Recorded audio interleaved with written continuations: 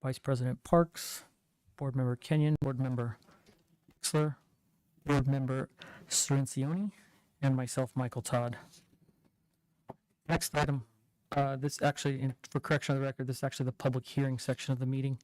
Our next item will be item 1.2, and that's the Pledge of Allegiance. Vice President Parks, can you lead us? I pledge allegiance to the flag and to the republic, nation of America, indivisible, with liberty and justice for all.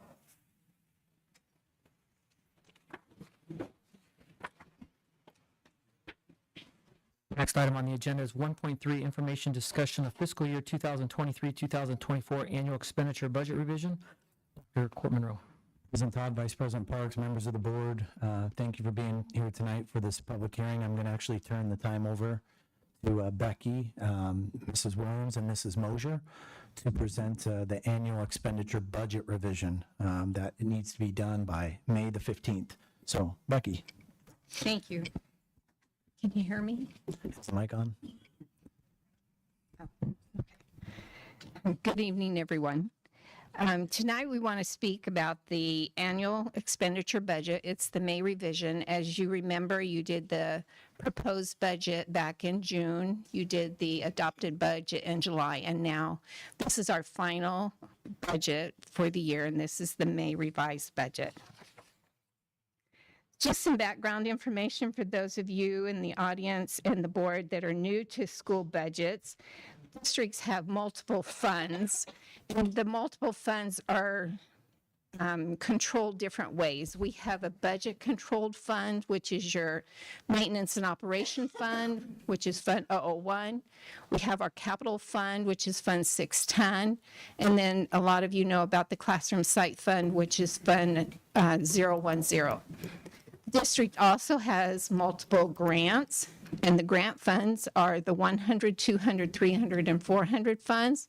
And those grants are like your Title I, your targeted school improvement funds, your teacher quality fund, your Title IIs, IDEA basic, and all the district has 18 active grants. We also have our cash controlled funds. Those are our 500 funds. And those are funds like the school plant fund, your food service fund, your community schools, your auxiliary, and all we have 15 active cash controlled funds. Then we have our 600 funds, and those are your big construction funds, your adjacent ways, your bond, and your school facility funds. Then we have our debt service fund, and that's your bond fund when we pay back our bonds. And then your student council funds, and those are your funds that the schools control. Each fund is designated or approved for a specific purpose. The M&O capital funds are formula driven by our state legislators, and they, part of that is our school ADM, and then the legislators tell us what our multipliers will be, as like our transportation multiplier, our per student dollar amount, and that kind of thing. Our bonds and adjacent ways are our taxpayer-driven funds. Grants are governed by the Arizona Department of Education. Our cash-controlled funds are usually one-time funds, except for our food service fund. Food service is controlled by ADE also. Our capital funds are for large purchases, construction, SFB projects, and those kinds of things. And again, your debt service funds are to pay back your indebtedness, and your student activities is governed by your student council at the school level. So today we're doing our revision, and the revision is to bring forward our carry forward from the previous year. If you remember in October, you did your AFR, and that's when we find out what our true dollar expenditures are, and this is what was remaining and can be carried forward into the new year.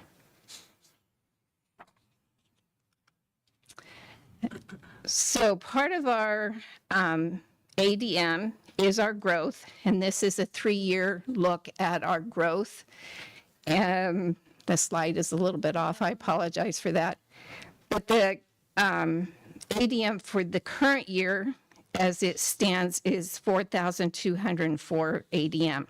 Now, ADM is not the total number of students enrolled. ADM is the number of days that the students are enrolled minus their absences.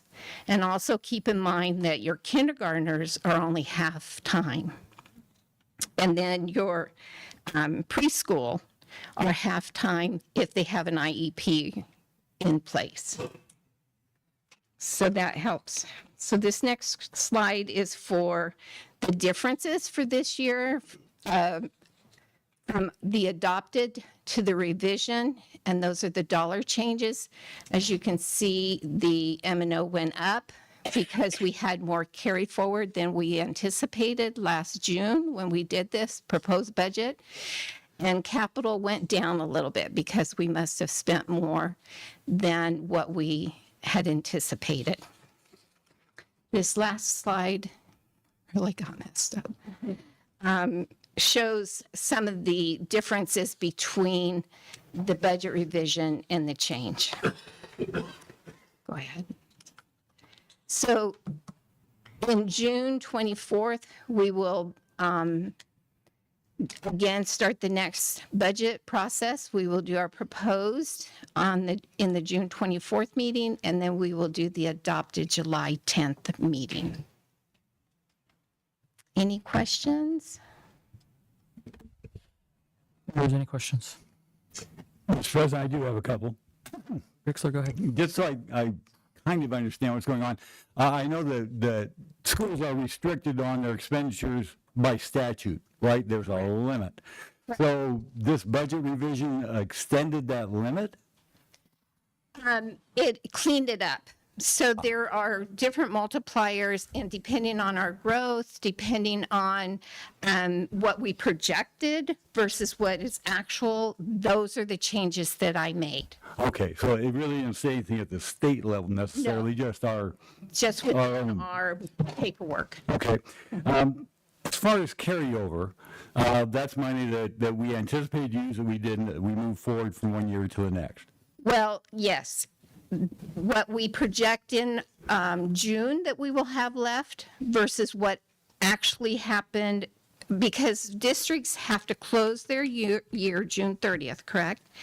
Then they have July, August, and September to pay off what they have received to that date. And so we have purchase orders or what we call encumbrances in place during that time frame. And sometimes they are all used, and sometimes they're not all used, because we might have an encumbrance of $1,000, but in the end, we only use $5 of it. So some of that is set aside, and then it's not used. So that's our carry forward. It's those dollars that we thought we were going to use, and we didn't use for whatever reason. And maybe my understanding of the vocabulary has changed some over time, because that sounds very much like what we used to call a general fund balance. Are those two different things, or are they the same? There are two different things, because we're talking budget tonight. When you do your AFR, you're going to talk about budget or cash balance, which is the fund balance. So Which is also money that moves forward over time. yes, you don't Okay. ever lose your fund balances. Right. I mean, they go up and down depending on the cash you use that year, but they don't just go away because you don't use it. Now, if you remember years and years ago, when we first started in schools were only allowed to have 4% of your cash carry Right, I remember there were penalties. away with that because of the bonding issues that caused.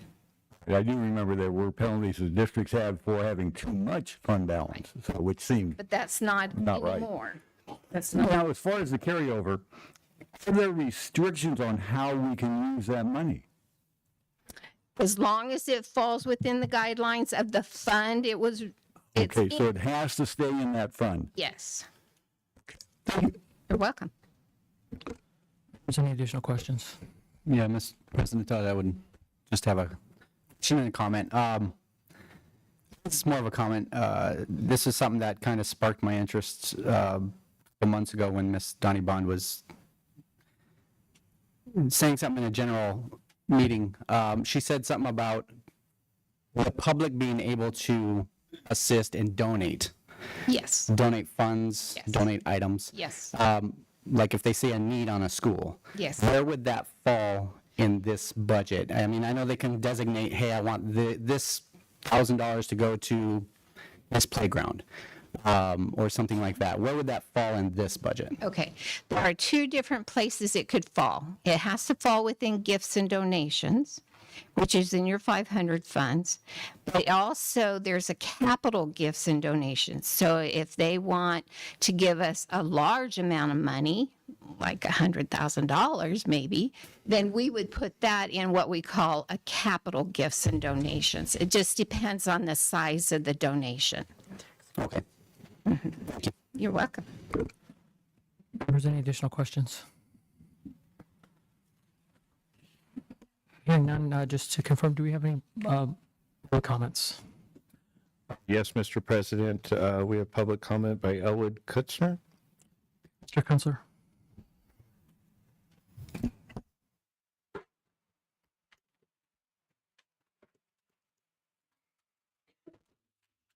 Evening, Superintendent Monroe, Michael Todd, Board President, Brian, Vice President, and board members. Come to you tonight to talk to you about a couple of things within this budget. I have watched I don't usually need it. I've watched this process very closely, and I think it's probably one of the better processes that I've seen in the last several years of how to play with the numbers in the budget and come up with the best result. Okay? And there's a article that came out today in the West Valley, and the article was congratulatories from the staff of the West Valley View to Dr. Court Monroe, Michael Todd, and to Brian Parks, and all the board members, but they were specifically mentioned in how they came to his extended 3-year contract. I want to tell you that I've been around here a long time. I've caused a little trouble now and then, and most of the time I tried to be honest. And Dr. Monroe, this is for you, sir. You are the most transparent and honest superintendent that this school has had in the last 10 years, okay? And I say that without any reservation.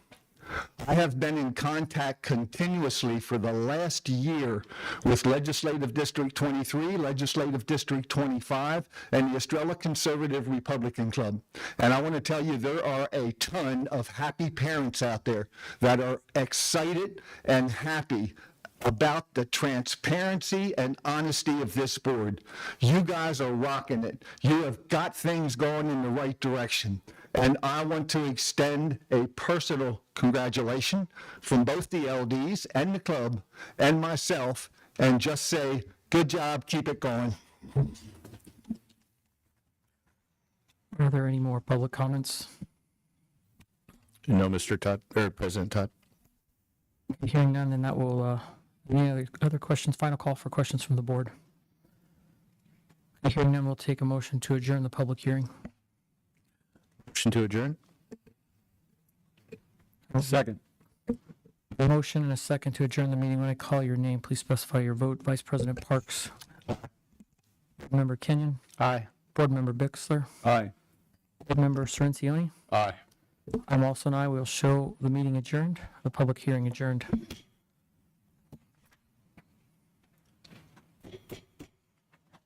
I call the regular board meeting together to order for the Liberty Elementary School District, 45 p.m. May 13th, 2024 at the Jerry Roby District Facility. All 5 board members present: Vice President Parks, Board Member Kenyon, Board Member Bixler, Board Member Sorrentioni, myself, Michael Todd. Item on our agenda will be item 3.2, approval of regular agenda. Mr. President, I move that we approve the regular agenda consistent with board policy BEDB and temporarily suspend governing board policy with which this agenda may be inconsistent. Do I have a second? Second. A motion is second to approve the regular agenda. Will you call your name, please specify your vote. Vice President Parks, Aye. Board Member Kenyon, Aye. Board Member Bixler, Aye. Board Member Sorrentioni. Aye. I'm also an aye. Will show approved 5 yes, 0 no. Next will be item 4.1, administrative reports, attendance and enrollment reports. Dr. Monroe. President Todd, Vice President Parks, members of the board, attached our attendance and enrollment reports. These are the last ones for the year. Overall, I think you could say compared to last school year, we're up 35, 40 students at this point. However, I do want to remind the board, we will probably experience, although we're registering a lot of incoming kindergartners, we will probably experience a little drop at the beginning of next year is my guess, because we have a lot of 8th graders that are promoting to the high school. So that's what happened this year, is our attendance went down, our enrollment, went down at the very beginning of the year, and then we continually caught up to where now we're about 40 students above where we were last year. I anticipate that trend happening this time coming up. However, we do know from data that Mrs. Camp gave me that we're enrolling an above average amount of kindergartners for next year, which is good. So here are the reports if there's any questions that we can answer. If there's any questions. Mr. President, I do have a couple. At the end of the school year, even though there's a lot of really cool things going on the campuses, which would be inspirational for the kids to attend, there's normally a bit of a drop towards the end, especially after the state testing has gotten over. Will the anticipated drop in attendance, which will be minor, will that have any impact on our funding this school year? So for this school year, not likely. And next year, again, there could be a dip initially at the beginning of the year, but as we accrue and grow students, one thing that's become apparent to me here in Liberty is they're enrolling all throughout the year. In other areas where there isn't growth, it's like families move at holidays, right? Christmas time, you see a spike. Whereas here, it's like we enroll 18 people a month, like you can see on the reports. And last week we had kids enrolling with 2 or 3 weeks left. So I'm not projecting and I anticipate that, but we do have our current year funding, and what you saw earlier was 100-day funding. So that was a picture from the 100-day in February, and we've even grown since then. So Becky, is there anything you wanted to offer or clarify on that? The main thing I wanted to clarify is that if we do grow, we will see it in next year's funding. So we won't lose anything. But we also won't be penalized if it drops a little bit, just a tiny bit. No, we would have to drop more than 5%. Okay, and I doubt they would do that. That's pretty good sized number for us. Second question I have actually involves some of the enrollment slides. The very first slide, if we could go to that real quick.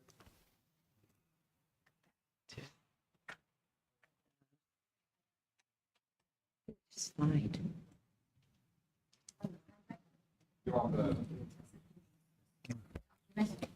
Yes. It gives you a pretty good layout of the enrollment sizes by grade level, which was interesting.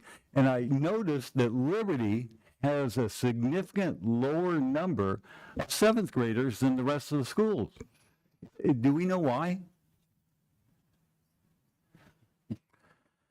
Well, overall, Board Member Bixler, I would say Liberty is our lowest enrolled school. And so typically they have fewer students in their grade levels than any of the other schools that you would see.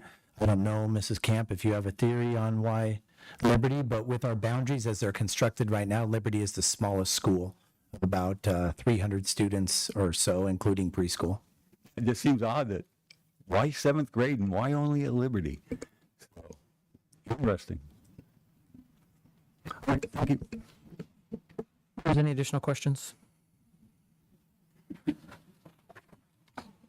Hearing none, we'll move to item 4.2, the 2024 Retirees Westside Impact Outstanding Principal of the Year, Site Impact Teachers of the Year, and Classified Pride Awards recognitions. Dr. Monroe. Don, Vice President Parks, if the board can come up to the front, we'll do our recognitions, kind of what everybody is here for. Favorite part of the meeting, which is very congratulatory. And so I'll kind of don the mic here, and we'll recognize various people, very special people that are a part of our district. And first I'd like to just say briefly about our retirees. Every year we recognize those who are retiring at the Liberty Elementary School District. This year we're going to recognize 6 individuals now. 2 of them are not able to be here. So, and I have lost track to see if everybody showed up. But what I wanted to tell you, which is an amazing stat, is there's a total of 123 years of service between these 6 people.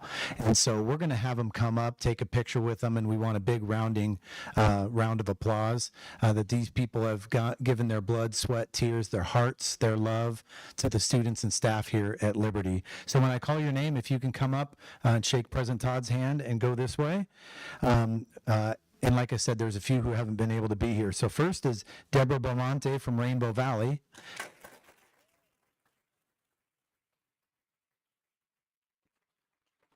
She was not able to be here tonight. Mr. Dave Bogart from West Star Elementary.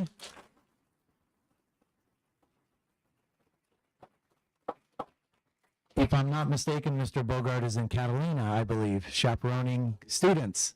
So, chaperoning our 8th graders. So we'll recognize him at our administrative breakfast this week. From Liberty Elementary School, Lucy Eblin.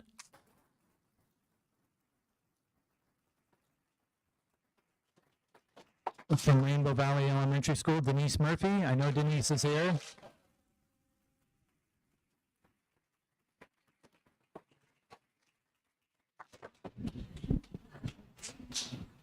For Transportation, Kathy Roberts.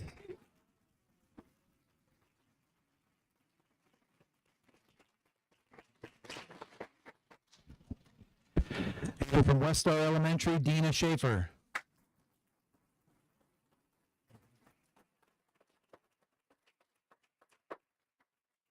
So yeah, let's get a picture. Come on up to the front here and.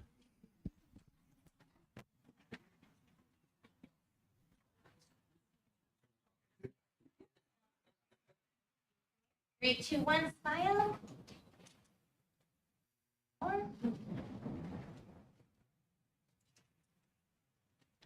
Thank you. Congratulations.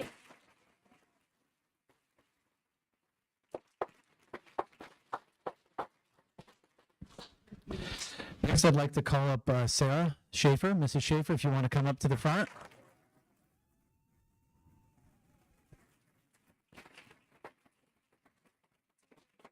I'm going to actually read this in front of Sarah, so I called her up. So come on up, Sarah. Sarah, last week, Sarah was recognized as the Principal of the Year in Liberty, as well as our teachers, who will be reading. We'll read their names here pretty soon. But I just wanted to share with you kind of the paragraph that was presented about Mrs. Schaefer. Mrs. Schaefer and her staff at Las Brisas Academy achieved an A grade, according to the Arizona Department of Education, for the first time ever this school year. Sarah consistently employs a data-driven approach. She utilizes student performance data to guide decision-making and improve her outcomes. She places students at the forefront of her decisions and the initiatives, prioritizing their needs and their perspectives and the choices she makes. As a leader and a learning partner to teachers, Sarah offers support and guidance to help her teachers thrive in their roles and work side by side with them in professional development opportunities. Additionally, Sarah actively fosters teacher leadership, empowering educators to reflect and take charge of their own professional growth, and contributes to the school community with steadfast dedication, which, if you know Sarah, that's a very appropriate term. With steadfast dedication, Sarah establishes high expectations for learning, motivating both students and staff to strive for excellence in all her endeavors. One thing I really respect about Mrs. Schaefer is she has very high expectations for herself, and that reflects on her staff and what they're able to do for our students and families. So how about a round of applause for Mrs. Schaefer?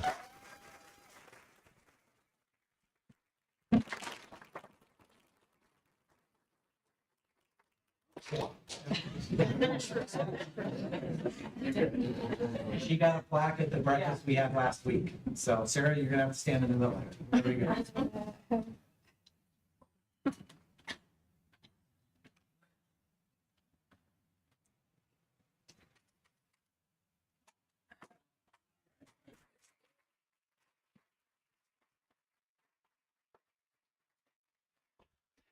This event last week, we also recognized our Teachers of the Year from each school. So that's what I'd like to do now. Teachers of the Year from each school are nominated by their peers. Each campus names one certified employee as its West Side Impact Teacher of the Year. So, and this could include teachers, interventionist counselors, special education teachers, school psychologists. The following recipients received a plaque this last week at the breakfast that we had. And let me tell you, the criteria for nominating them was they're a master teacher. They demonstrate teacher leadership. They're supportive of their colleagues. They're always growing and improving. And they have evidence of continuous student learning in their classrooms or the students they serve. So when I call your name, teachers, please come up to the front. Again, there's a few of them who weren't able to make it tonight. So from Blue Horizons, Brittany Kaser.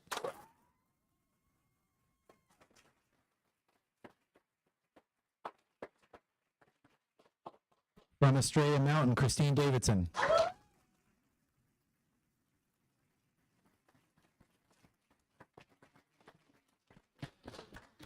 Freedom Elementary, Alyssa Fenton.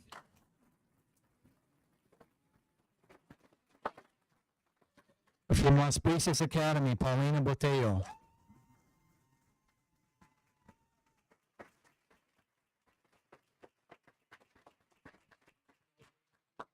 Liberty Elementary, Sheila De Batista.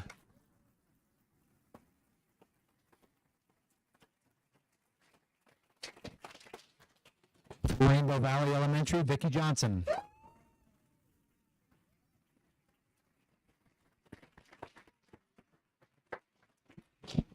And from West Star Elementary, Kristen Graham.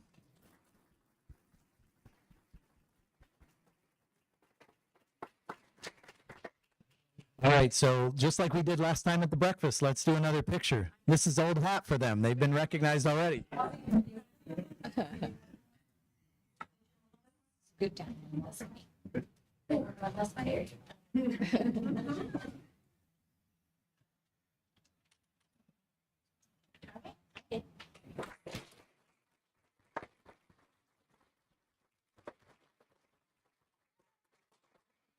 Lastly, we want to recognize some of our classified support staff. You can see the apples here with the Pride Award. Each year, schools and district departments recognize a staff member who exemplifies a strong supporter of Liberty Elementary School District. They demonstrate initiative in the improvement of their department or their site. They display a genuine care for and effectively communicate with students and staff and patrons.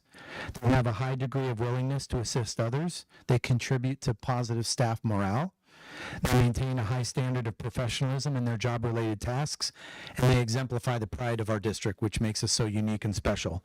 So when I call your name, again, come on up and be recognized. So from Blue Horizons Elementary, Jessica Wanke.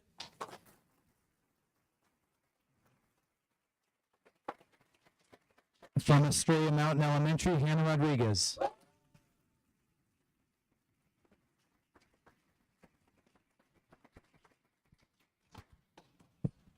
Congratulations. From Las Brisas Academy, Reese Atherton.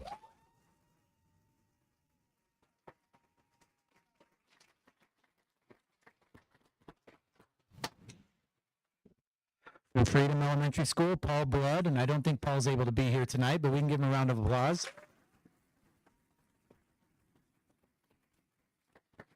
From Liberty Elementary School, Donna McDonald.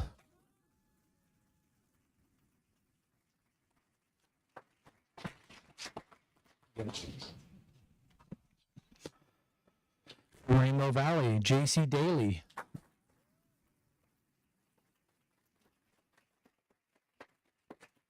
From West Star Elementary, Melissa Eastman.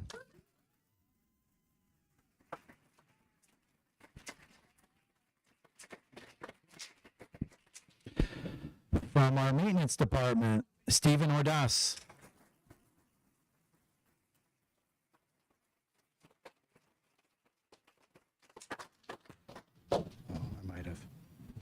From our IT department, Leo Cuellar.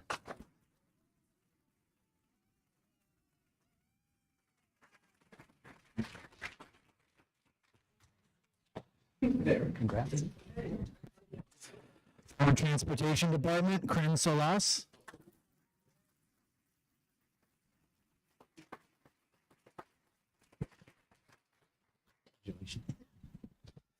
From our district office, Krista Mosier.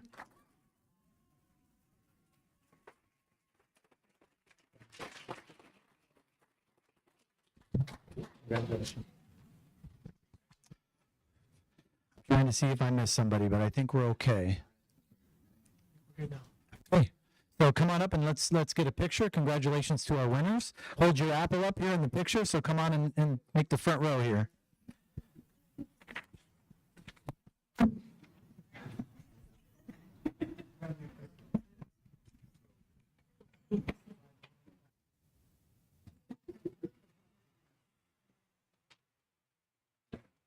Everybody smiling? Better not get Benny in the picture. 3, 2, 1.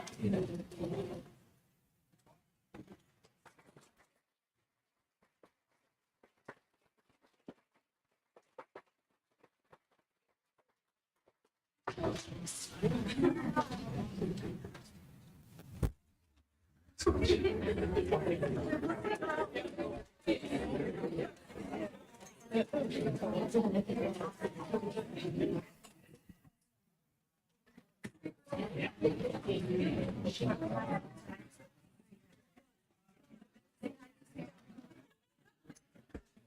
we're going to take about 2 minutes to let those who are leaving depart, and then we'll continue on with the meeting.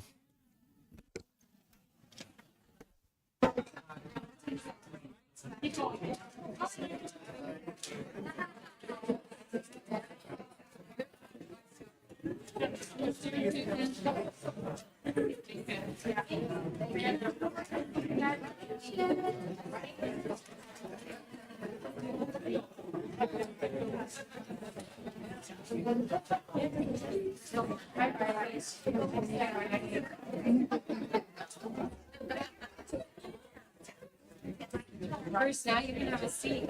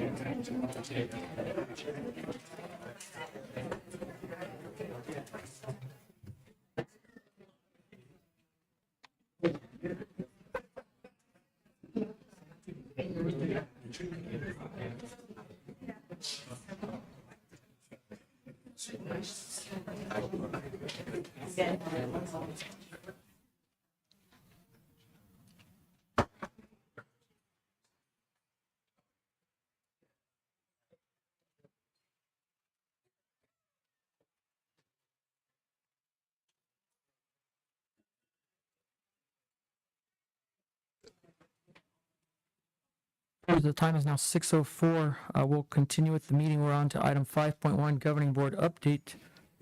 We'll start with you, Vice President Parks. Thank you, President Todd.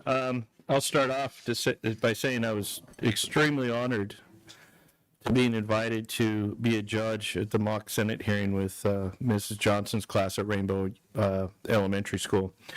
I have to say it's wonderful to see in our classrooms that we're really getting into civics.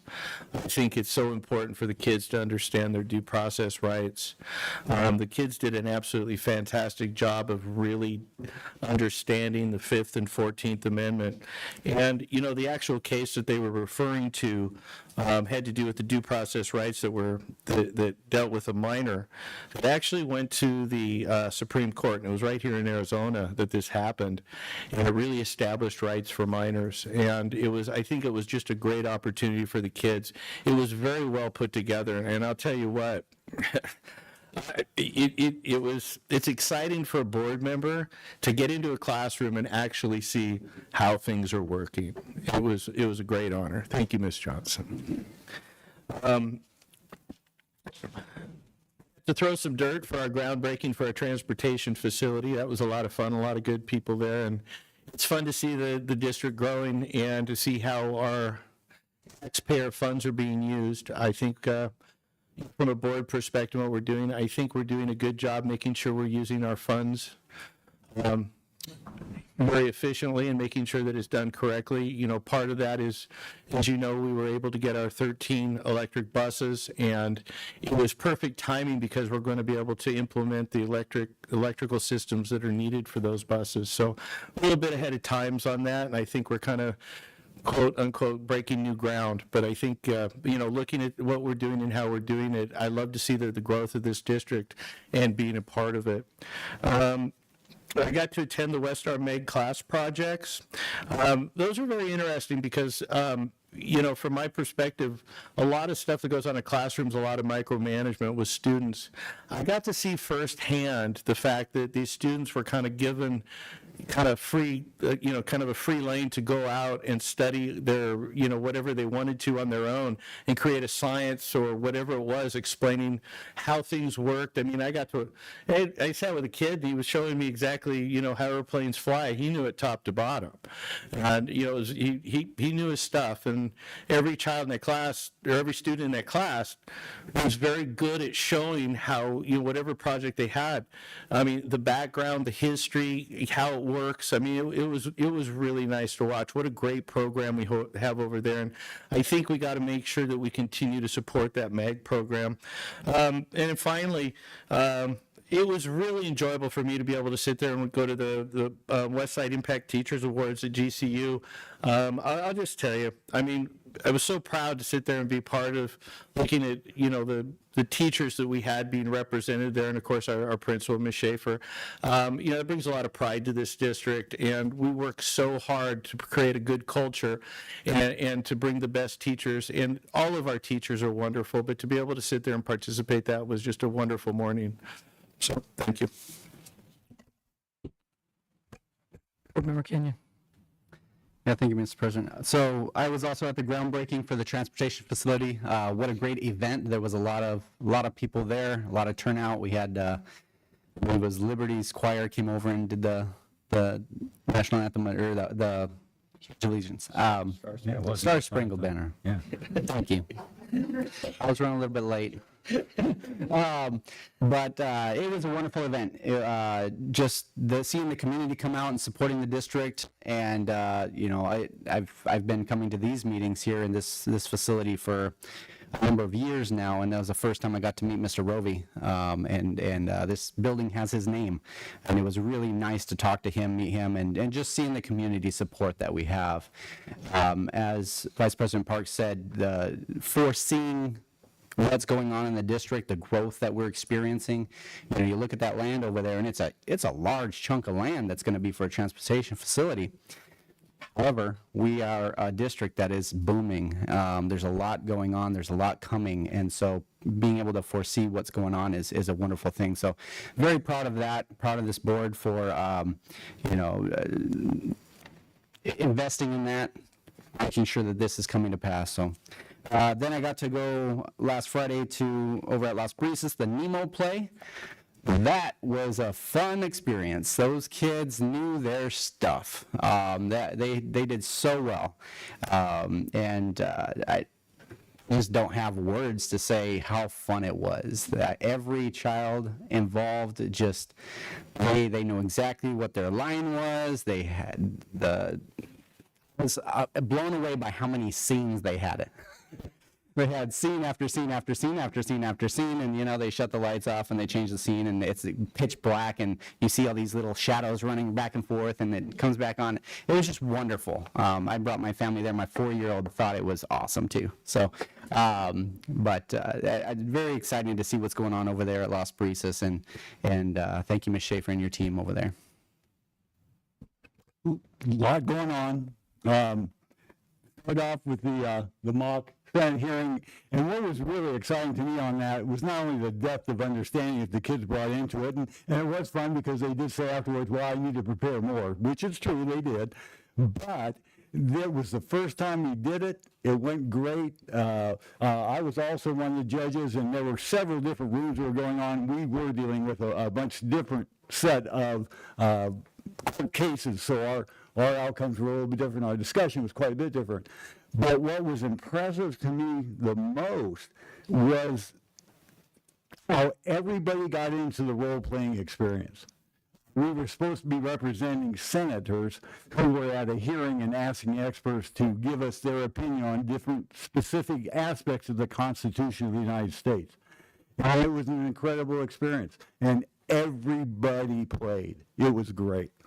Second thing, went to the IB night over at Estrella Mountain. Terrific displays by the kids.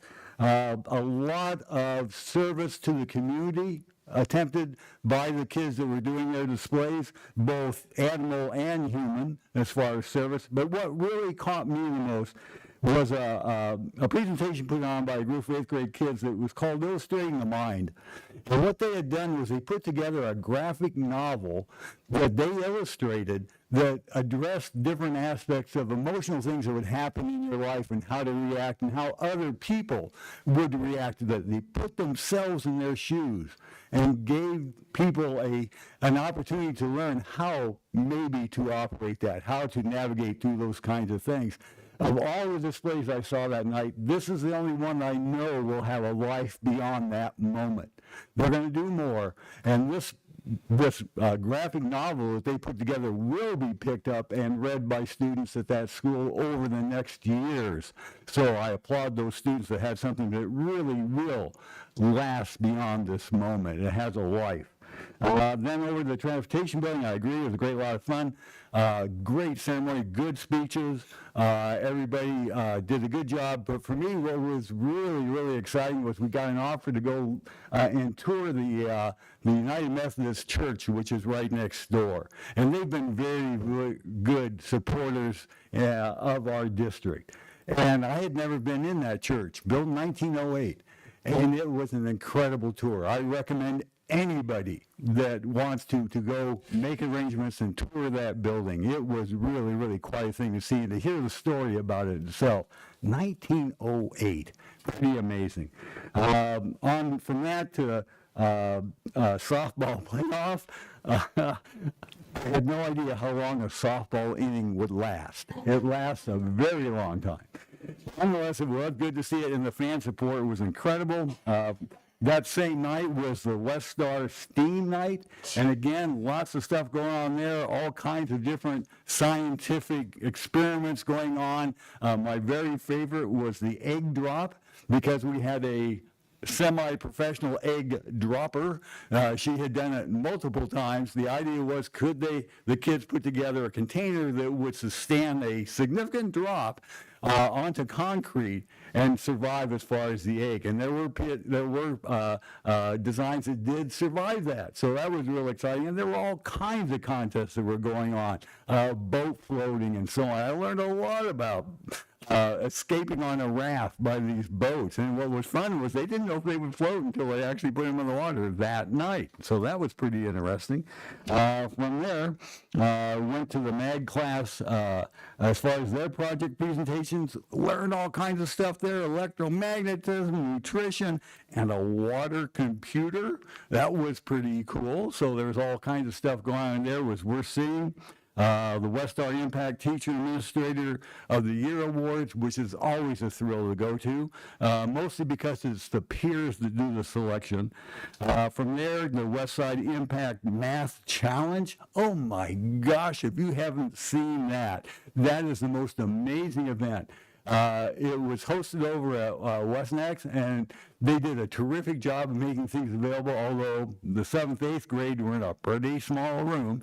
Nonetheless, it was incredible to watch our teams working together to solve these incredible math problems. And you talk about engagement.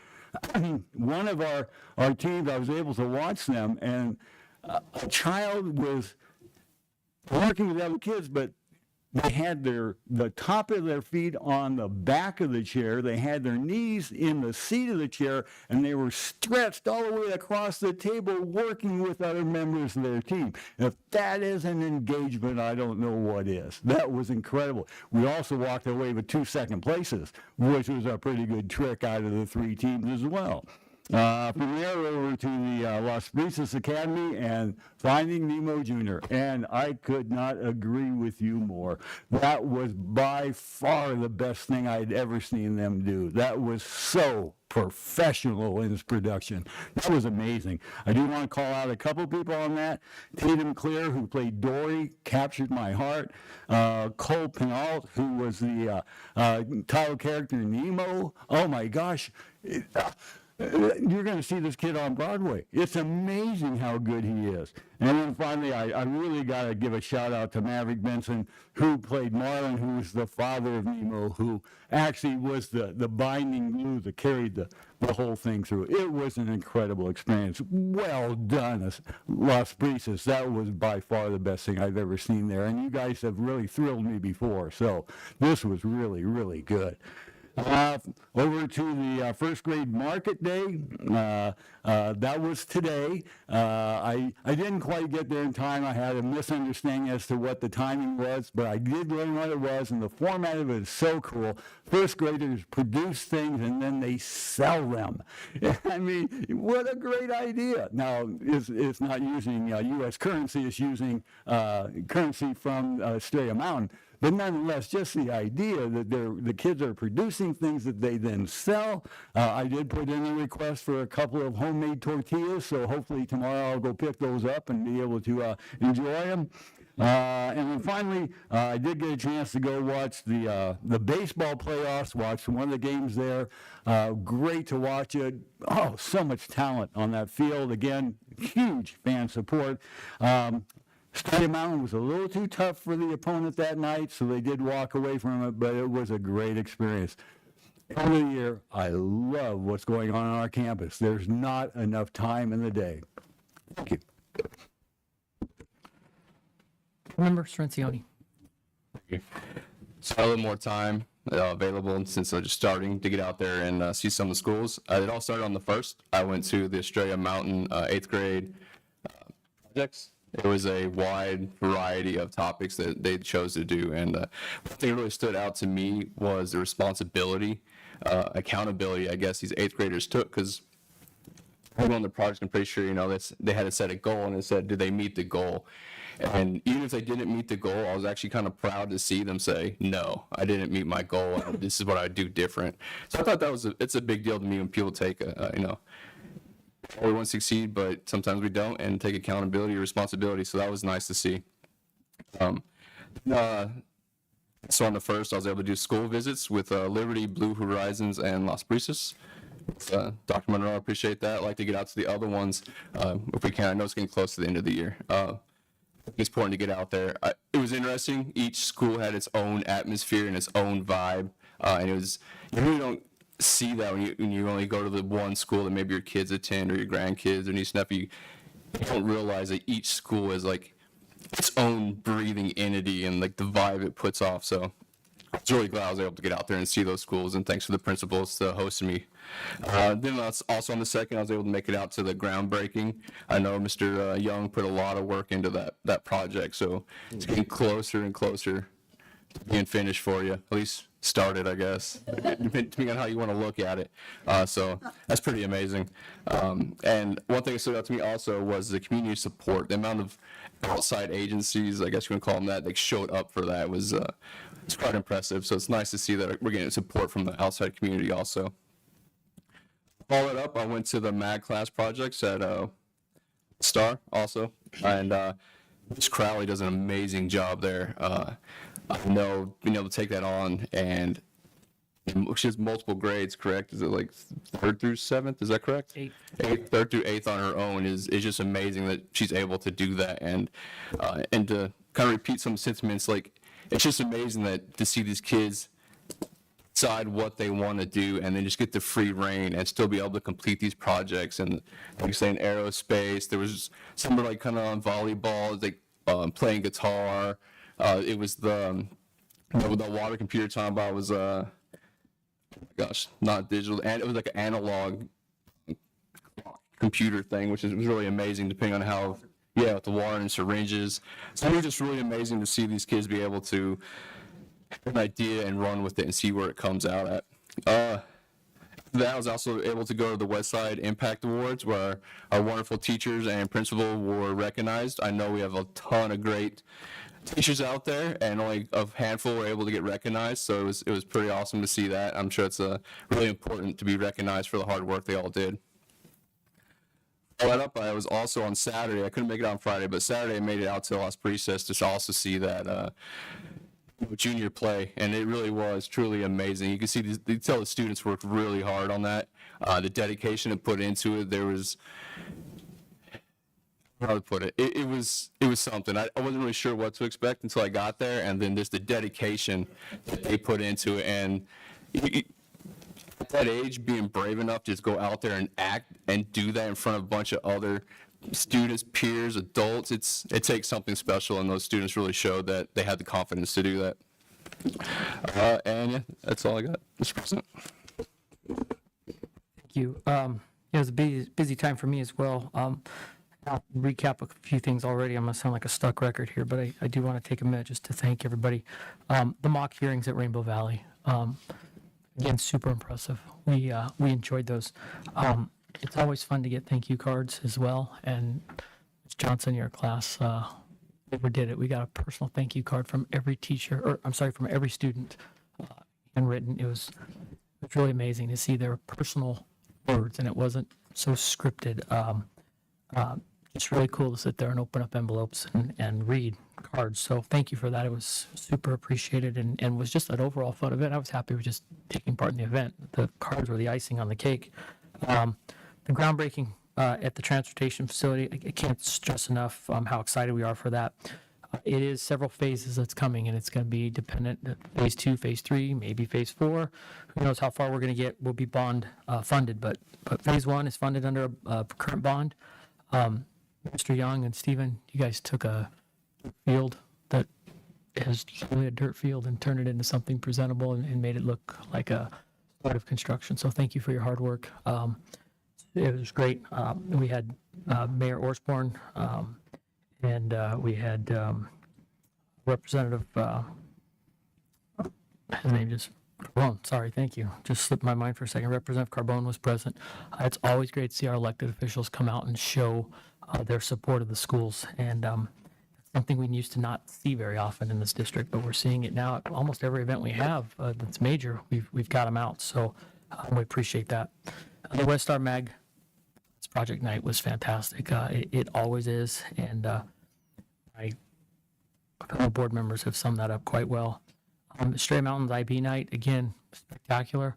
So many great presentations. They were kind of going multiple times, and so it was hard. You couldn't see them all, but you had a list. You tried to pick and choose what looked most interesting, and I know I missed some that were equally or more interesting, but what a great job it was, and to see these students. And then West Star STEAM Night, the science that's going on. It is clear to me that the future leaders of our country are coming right here from this district, and can't say enough good things about the students, but about the staff that's helping these students prepare, because without that foundation in the classroom from the teachers, their work doesn't come as easily to them. But what a great job they did. Baseball and softball was definitely interesting this year. Fierce competition. I just want to take a moment also to thank Dr. Mohorn. We had a little snafu with some officials. There were some things going on that weren't real great. And in a matter of about 48 hours, she had switched, found a new officials group to come in and complete the final 2 rounds of the tournament. We had great feedback from parents and from athletic directors, so I appreciate that. In a time sometimes where it takes a long time to move the wheels of government, we reacted quickly. It was truly in the best interest of our students and our staff, and even our parents, everybody for the whole district to make that change. The strike zone was a little tighter. Previous guys in the umpire world, we say nose to toes, everything goes. That's not really good for the batters, but sometimes that happens. Then you guys came in, all high school level, some collegiate experience, and called a real baseball game, real softball game, so we appreciate that. I mentioned the West Side Impact Awards. It's always great to go see those folks. It's amazing to be surrounded by the entire West Side with all the great teachers. What makes that even more special is when you see our teachers and you say, number one, they're fantastic. And so that it's cool to be amongst all these greats and then have your greats leading that charge. Great thing. I did have a little fun event thanks to Mr. Naminsky over at Blue Horizons. He rooked me into being in a dunk tank back in February. A little cold, maybe May next year, Mr. Naminsky, or May, June, July. I'll come back in the summer. So I had this great idea. It's going to be cold. I really don't like cold water. I don't typically get into the pool till the end of August. So I thought, I'll trade pizza with the board president and the principal and anybody else they wanted if they would just surrender that softball and not dunk me.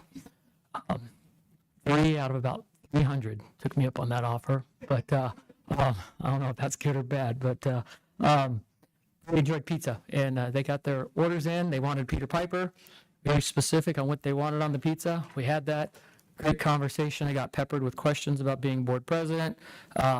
Got to answer some questions, got to ask some questions, but a great experience. And then we had all the students took me around for a little tour of their classroom, which was just a super cool thing to do and have them guide it impromptu. They didn't know I was going to ask for a tour. In fact, I don't even know if Mr. Naminsky saw that coming, but started talking about it. The time was right. Well, why don't you show me your classroom? And they reacted to it. And these were not eighth graders that were at the event, Mr. Minsky. They were second, third, two-third and a second grade, and they grabbed on and they went. And ambassadors for that campus, which shows you the leadership that they're teaching on the campus is on par with what we want. Great leadership, not the least bit afraid to say, come on, let's go.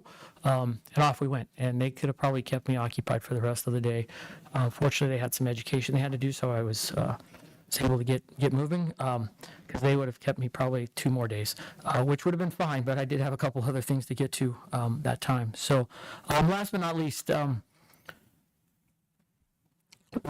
1st, 2011, the Buckeye Police Department lost an officer, and just want to take a minute to thank you for being here, and moment of silence.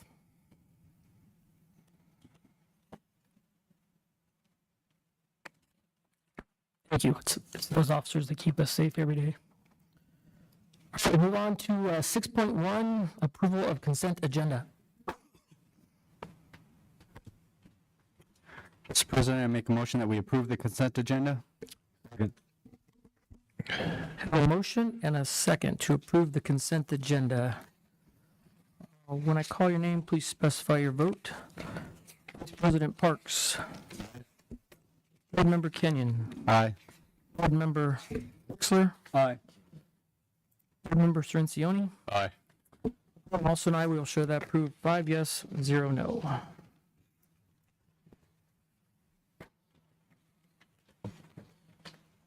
Item 7.1, discussion, consideration to approve fiscal year 2023-24 annual expenditure budget revision. Dr. Monroe, members, this is just the approval of what we heard during the budget hearing. President Todd, Vice President Parks, members of the board, this is what was presented during the public hearing, the revised budget for this current year, 23-24, and there was one public comment. So administration would recommend approval of fiscal year 2023-2024 annual expenditure budget revision. Mr. President, make a motion to approve fiscal year 2023-2024 annual expenditure budget revision. Second. A motion and a second to approve the 2023-24 annual expenditure budget revision. Without hearing any discussion, we'll call for the vote. Vice President Parks. Aye. Board Member Kenyon. Aye. Board Member Bixler. Aye. Board Member Cirincione. Aye. I am also, and I will show that approved 5 yes, 0 no. Item on the docket is 7.2, discussion consideration to approve the food service management contract renewal number 2 for fiscal year 2024-25 with Southwest Food Service Excellence. Ms. Cabanilla. Thank you. Good evening, board members. I'm Cindy. I'm the nutrition director for Liberty Elementary School District. And it was brought to our attention there was a mistake on our renewal docs, that it affected the projected surplus. The error was found in the district labor. It has been corrected, and we just want to ensure there isn't any pending questions.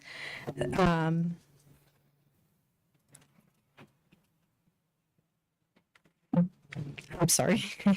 The SFE doesn't bill for district staff. It's crucial that our records accurately reflect the district projected financials, but everything has been corrected, and I just wanted to see if anybody had any questions.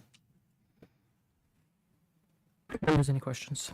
And there's a few slides, Cindy, if you quickly, there should be 2 or 3 slides, if you quickly want to put those up. Go over all of them, yes? Well, if Yep. you quickly want to put those up, I know the board has read over them, but just so people can see, it's kind of just a summary of what you just said, so people can see, the public, what the board has seen.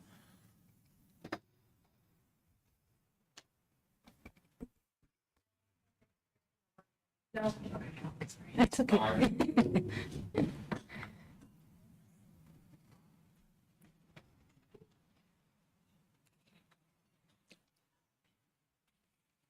Next slide. The other thing we had pending for renewal was our student meal prices. So every year we are giving what's called a PLE tool, and we go through that PLE tool that AD sends off, and that will guide us in if meal prices need to be increased for the following school year. This year, our PLE tool is indicating that if our account has a positive amount, we do not have to raise our student meal prices, and I am encouraging that we keep our student meal prices the same if possible. So our food service account is a self-sustained account. We don't receive funding from anywhere. It is positive, and so we would like to keep the prices the same for the students. Members, any questions? No question, Mr. President, but just a comment. For a number of years now, as you guys have been doing heroic work, you're making sure that you're self-sustaining and that good quality food is getting to our kids. I just wanted to tell you we appreciate the work and effort you put into making that a reality. Thank you. Any additional questions, comments? Members, hearing none, I'll take a motion to approve. Mr. President, motion to approve the food service management contract renewal number 2 for FY 2024 through 2025 with Southwest Food Service Excellence. Second. A motion and a second to approve contract renewal number 2 for fiscal year 24-25 with Southwest Food Service Excellence. If there's no further discussion, when I call your name, please specify your vote. Vice President Parks. Aye. Board Member Kenyon. Aye. Board Member Bixler. Aye. Member Ciancioni. Aye. I'm also, I would show that proof 5 yes, 0 no. Thank you. Next on our agenda, 7.3, discussion consideration of school lunch program meal prices for fiscal year 24-25. Ms. Cabanilla, I think you're back up. President Todd, Vice President Parks, this is kind of what she went through about the meal prices. Was there anything you wanted to add, Cindy, to this one? No, not unless anybody had questions. Just verification. Yes. These prices do match with what we currently have, so we're not changing the prices. Correct, for the they're public. remaining the same. Yep. Thank you. Mr. President? I just had one question. You said our budget was positive. Do you have that number? Do you know what that is? I have the exact number. Okay, thank you. We'll get you that number, Member Parks.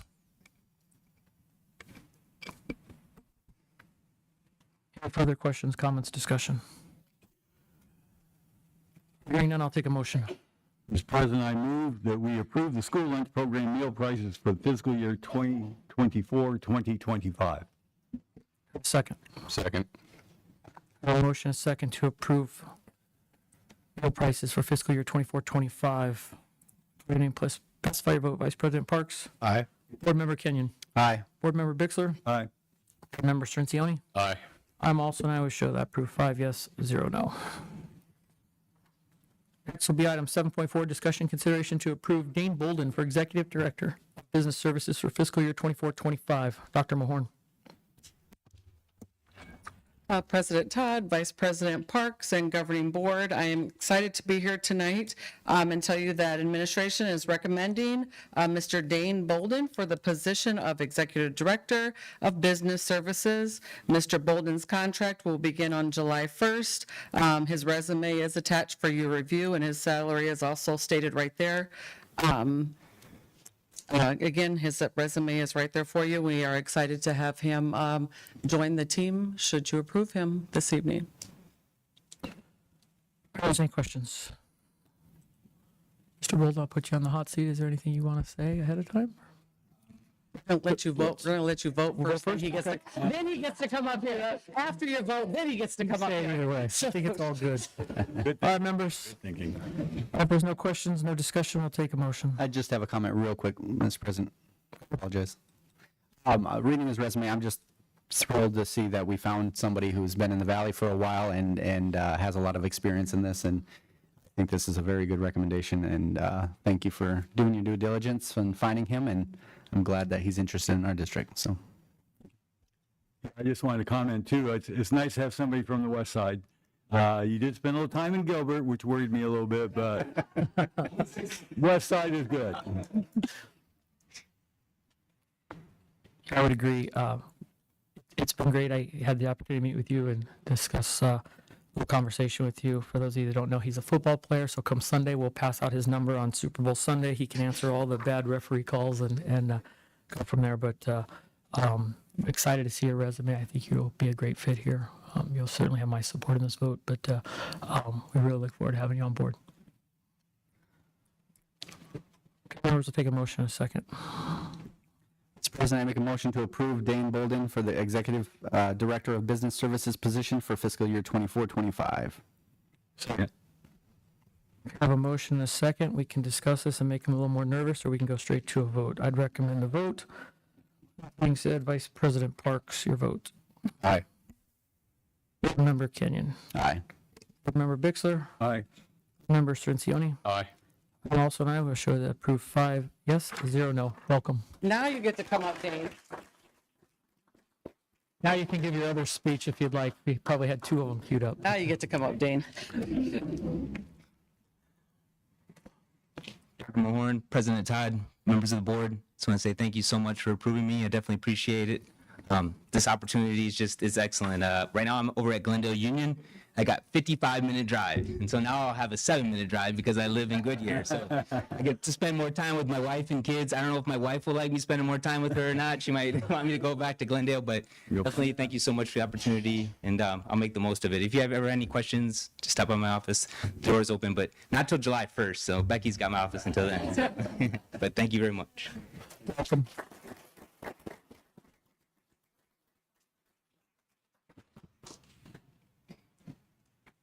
All right, next on our item is 7.5, discussion consideration to approve Kathy Gentry for Assistant Principal of Blue Horizons Elementary School for fiscal year 24-25. Dr. Mahorn. I'm also excited for this one too. We are recommending Miss Kathy Gentry for the position of Assistant Principal of Blue Horizons Elementary School. Miss Gentry's contract will begin on July 1st. And again, her resume is attached and she is here. We can have questions, or we can go to the motion. Your call. Another comment. I think it's another great find. I'm very thrilled that we're seeing this quality of candidates, staff, potential staff interested in our district, and it really shows the direction that our district's going, and I'm very, very happy. So thank you. Any other comments? We just echo the same. It's so refreshing to see people such as yourself, Mr. Bolden, coming to our district, coming to a great place. We have a great staff, we have great teachers, but we look forward to having you here. Again, I'm going to just tell you, you got my support in this vote, but I'll welcome you ahead of time pending this vote comes place, but we're so excited to have you. And keep Mr. Nowinski in line. He'll be a handful someday, so. Members, I'll take a motion. Motion to approve Kathy Gentry for Assistant Principal of Blue Horizons Elementary School for FY 24-25. Second. I have a motion and a second to approve Miss Kathy Gentry for Assistant Principal, Blue Horizons Elementary School year 24-25. Hearing no discussion, we will move to the vote. Vice President Parks. Aye. Board Member Kenyon. Aye. Board Member Bixler. Aye. Board Member Ciancioni. Aye. Also, I will show that approved 5 yes, 0 no. And if you'd like to say any words, you're welcome.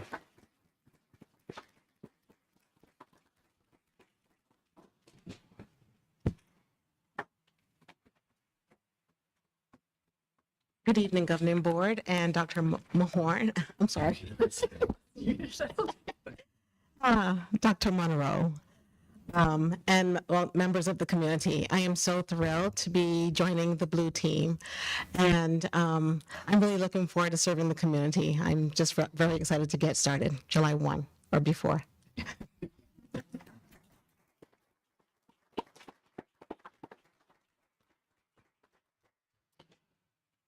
You're welcome. We look forward to having you here for many years.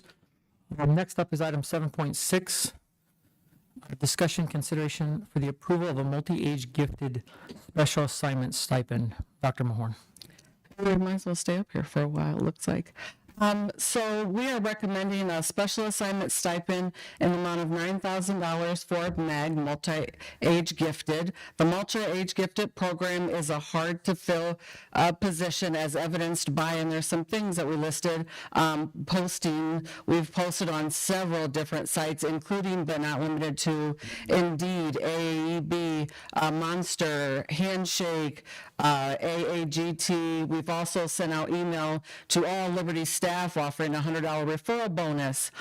We paid for a table to recruit at the AAGT conference, and one of the things that we got feedback, Susanna, she's here, one of the things that she got feedback from the people at the conference is that's just not enough money when I can go to different districts and get paid for that, so the stipend will help with that.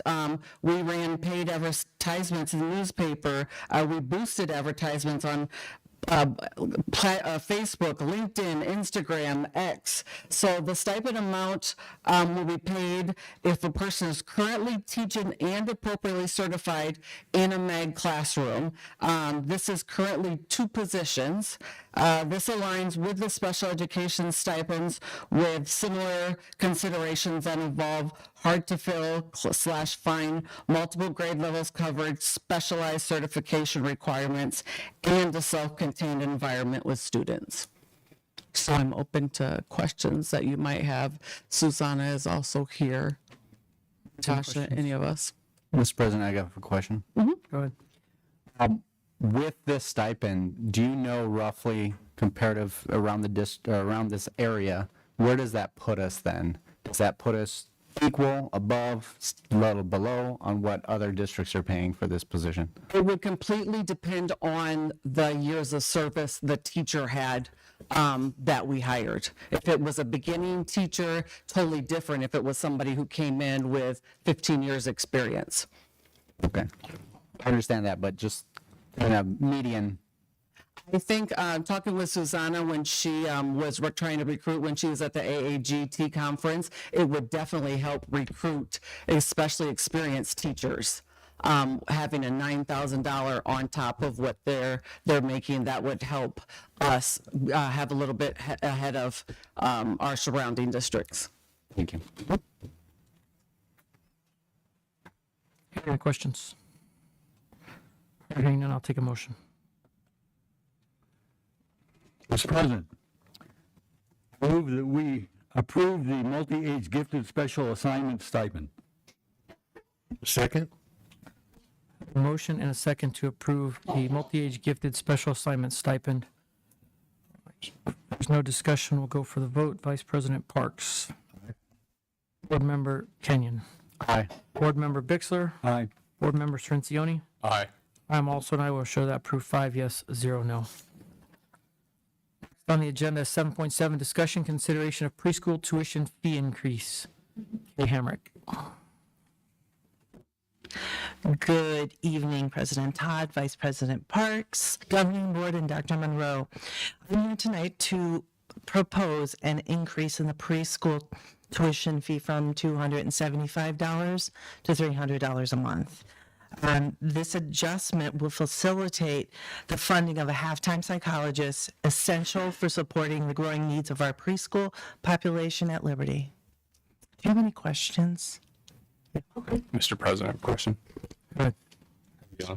Hey there. I know we talked a little bit about this, and so I just want to make some of our conversation, so if we increase this by the $25 per month, one of the questions I was how much is that going to increase, like, the tuition? Like, how much more is the district going to actually receive to put towards another position? So, for example, if we have 20 tuition students with that fee of $300, it would be $60,000, and it's just a $6,000 increase. But looking at a half-time psychologist, that would be around what we would need. So I guess my follow-up question is, it's just going to increase us by the 6,000 you said, correct? Correct. It's not going to be enough to fund a position. No, it would be $60,000. So right now we're at $275. If we it would be then 60,000 from minus 6, so it would be $54,000. Yeah. So if we don't do the increase, it'll be 54,000. Yes. Okay, so we're already receiving 54,000 from the tuition. Yeah, cost. that's what we're looking at for next year. And then anything extra then would have to feed over and possibly M&L. All right. Okay, so like reading this, like I fully support like we need to get these teachers able to do like back into their PDs. One concern I have is charging the parents more, especially if it's only going to increase our bottom line by $6,000. And because the $25 add up time over time, everybody just thinks it's $25, but it keeps adding up. I don't know. Have we looked anywhere to see if there's anywhere else to get this $6,000 besides asking the parents to pay for it? Well, technically, we would get the DES funding. So any parent that want their typical student to go into our preschool, they could actually fill out the paperwork through DES, and DES would pay for it. It's either a sliding scale or the full amount depending on their income. Every parent can apply for it. Can get it. Mr. Sorrenzioni, maybe I can help with this. The preschool program is a self-sustaining program. So much like governing board members, our LEAP program, it will end up taking care of itself. The more we grow, the more enrollment that we have. Remember, the only children that actually pay for enrollment are our typical students, not our special education students. Correct.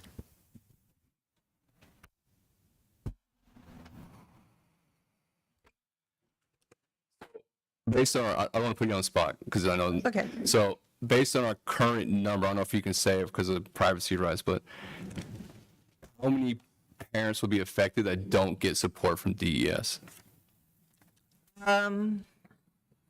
This point, not very many, because we're looking at just having 20. We can actually accommodate 30 typical students in our classrooms, and we're looking at 20 right now. Every student that a parent that has applied for it this year has received it. Received the stipend? Okay. Thank you.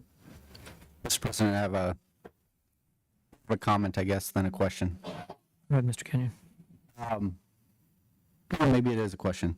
Board Member Stancioni kind of asked what I was going to ask, but I've spoken to a couple families that are interested in their kids into our preschool.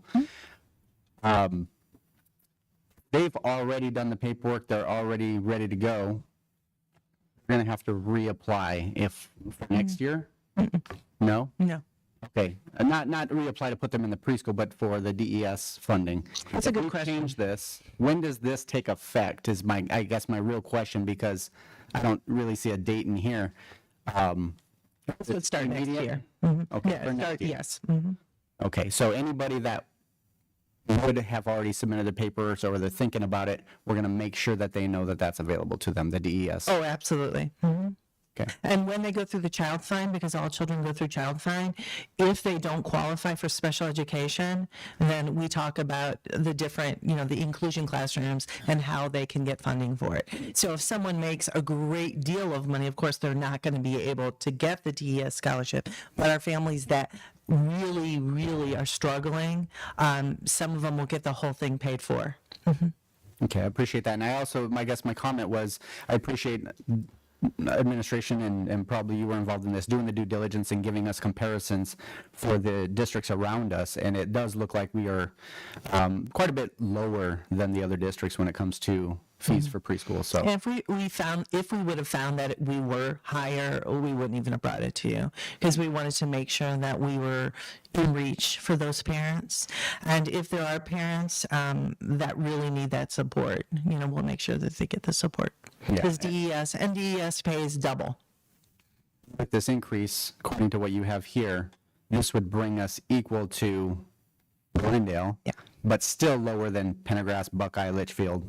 So the districts are right Absolutely. around us. So And when you look at Buckeye, remember they're a 5-day. So they have preschool 5 days. So that's why it looks a little more. Mr. President, I have a question here, comment. One of the things that became kind of clear to me as we were looking at the IEP numbers and the kids who are attending preschool, and I had the opportunity to talk to a psychologist, and it was very interesting because this is one of our key opportunities for intervention. And having the resources available to get these kids early is critical. It also prepares us moving forward, which means we know what resources we need to have as they start coming into kindergarten and first grade. I can't emphasize enough how important it is for somebody to be evaluating these kids at that age. I think, I'll say it's priceless, but, I understand the other side of it too. These parents, it's a lot of money, but at the same time, we are providing a lot of services these children would not get in any other environment. And so I think it's critical that we continue moving forward and we provide the resources necessary to evaluate these children. Thank you. I just had one question. Do you have another one? Go ahead. I'm sorry, 'cause like you know, this is all new to me. So when we say something, you're saying it's self-sufficient, and when we do like an increase, we say it's going to go, the funds are going to go to the specific purpose. Is that something that we can actually promise? Like all these funds will be used to get the teacher, and we can't take these and go do something else with it? These ladies right next to me make sure that happens. Okay. So we do have our own fund number. And if a position was funded out of that particular fund, then it would be coded to that fund. Am I saying that correctly? Thank you.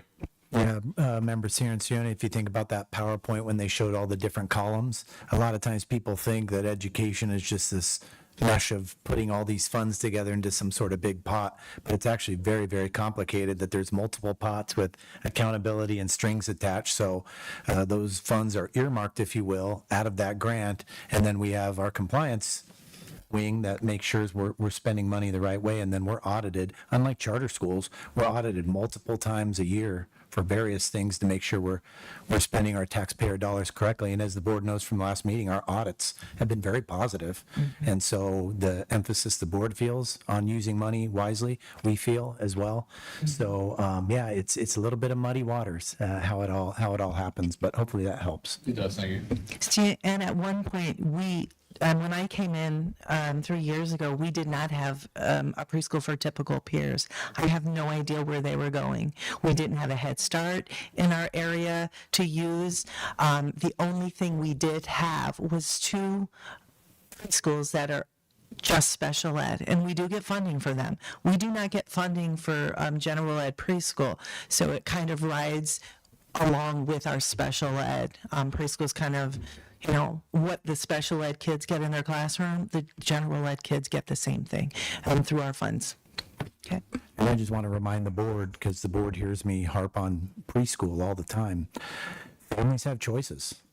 And we all feel obligated to do what's right by the students who live within the boundaries of our district. That's why we're here. We take them all. However, there's charter schools, there's home schools.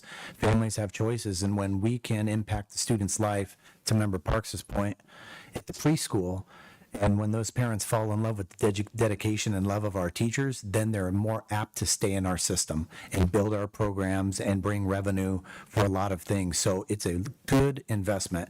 And our demographics show, although we have a big contingent of over 55 in our community, people that are moving in are younger. And they're bringing kindergartners and they're bringing preschoolers. So if we can capture them, if you will, and we can help influence them, then they're more likely to stay in our schools, which is just a win-win-win for everybody. We're fighting against ESA scholarships for preschool. They'll take the ESA and they'll work with their kids at home in preschool. But knowing that, we still have to evaluate those kids. The district's responsible for every ESA student that needs a evaluation. If I could just add one thing, Mr. President. I think this is an extremely valuable program for us because of the big picture. Early intervention has always been the way to go. And certainly the pre-K program would allow that. So I absolutely support the idea of its continuation. But something else to keep in consideration is the commitment of this district goes beyond the pre-K. As was mentioned earlier today, kindergarten is only funded by the state for half-time. We fund it full-time. This is a commitment that this district makes, and I have no problem continuing that commitment. Thank you.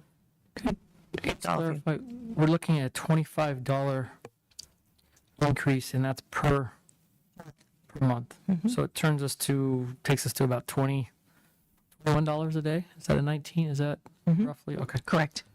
Right. So we're still considerably lower. I mean, Buckeye's $32 a day. Even though they do a 5-day, it still breaks out to $32 a day. So we're considerably lower. My only question with this, and I agree with Board Member Cirincione about being conscious to the cost of parents. You had mentioned the rest of the psychologist money would come out of M&O funds. Do we have the M&O funds? I don't Probably remember seeing not. that in the budget. So before we go do that, I think we need to be Unfortunately, thinking of that. Yeah, no, it's a great point. Yes, this goes towards that, but yeah, every potential addition of staffing would be scrutinized very carefully to see. that as we grow, of course, the need's going to grow. And so by looking at this, we kind of figure that if we could pay for those staff members to help to do those evaluations, then we wouldn't be begging the business office for money. So realistically, at 60,000, how short are we on that psychologist? No, I think we figured out that it would be fine. We would hit it. Because we have to take into consideration not just the salary, but the workman's comp and all those other things that we have to look at with benefits, even though the part-time person wouldn't be getting health benefits. But as I talked to Crystal, we still have to put that in there. Okay. And I would monitor the hours. So it would be 20 hours. No more. All right, members. Call for the vote or call for the motion.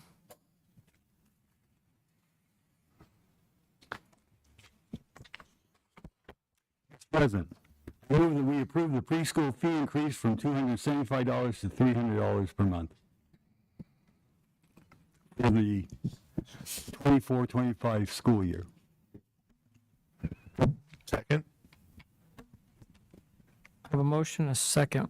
If there's no further discussion, we'll call for the vote. Vice President Parks. Aye. Board Member Kenyon. Aye. Board Member Bixler. Aye. Board Member Cirincione. Aye. I'm also an I will show that. Approve 5 yes, 0 no. Thank you very much. Thank you. Item 7.8, first read and discussion of policy JLD, guidance and counseling revision. Dr. Mahorn. President Todd, Vice President Parks, and Governing Board. Recently, the Arizona Board of Behavioral Health Examiners removed the long-held exemption for school counselors, school social workers, and school psychologists, the requirement to be licensed with the same to provide counseling in the behavioral health services for students. The proposed amendment to policy JLD, guidance and counseling, will bring the governing board's policy in line with this change to Arizona state regulations and procedures. In addition, the amended language also recognizes the board and district's respect for the rights of parents to make educational, medical, and behavioral health decisions regarding their children. This revision to the policy better aligns with the district's practice and policy. Any questions? Again, this is a first read. We have the original policy and then the proposed changes. I have all kinds of questions. Okay, let's go. Yeah, I believe it's pretty well known that my level of trust in the majority of this board to do what is best for children as opposed to a pursuit of political agenda is very low. However, on this I'm willing to extend the benefit of the doubt. I'm willing to accept the fact that the dangers that this revision will place on our children and our staff is unintentional. However, it's foreseeable. There are a number of things in this. My first question on this is, I understand where the language for the guidance counselor certifications and so on is coming from. To be honest, I thought that already existed. I thought that our existing counselors had to meet this criteria, so I'm kind of surprised that's there. But the other language, was that recommended by ASBA? That's the normal procedure for these types of revisions. That the language that we use usually comes from ASBA, from the School Board Association. Was this language from them? Which other language? In particular, I'm talking about all services provided by counselors and or social workers to an individual student shall require prior written consent. Those kinds of things. Where did that come from? That is something that we do already do as well. We do send a letter immediately, usually within the first few days of school. Each school sends home a permission slip with all of their students so that kids, before they even meet with a counselor, parents do have to give permission. For all services, that seems so not specific at all. What do you mean by services? Does that mean if you have a child that perhaps is struggling to see, that a counselor says maybe you should have your eyes examined, that's a service? And Any counseling service, anything with counselors, not. That is with a counselor, talking to a counselor. Is that a service? I thought you said struggling to see, so like That's vision? why the kid isn't talking to the counselor. See vision? I think Is that that's what you- usually the school nurse. That would be the nurse. Yeah. Yeah, Usually, is this on? Yeah. I think that's usually the school nurse. Remember, big. Well, I understand what it's supposed to be, but that's not what this says. This says all services by counselors and social workers. This is so vague. I think this is really risky for our counselors and social workers if we had any, but this is really a risky thing because let's say you got an angry parent that decides that, okay, I'm going to use this to go after that counselor. They can do that with this. This is dangerous professionally. I believe it's even in here.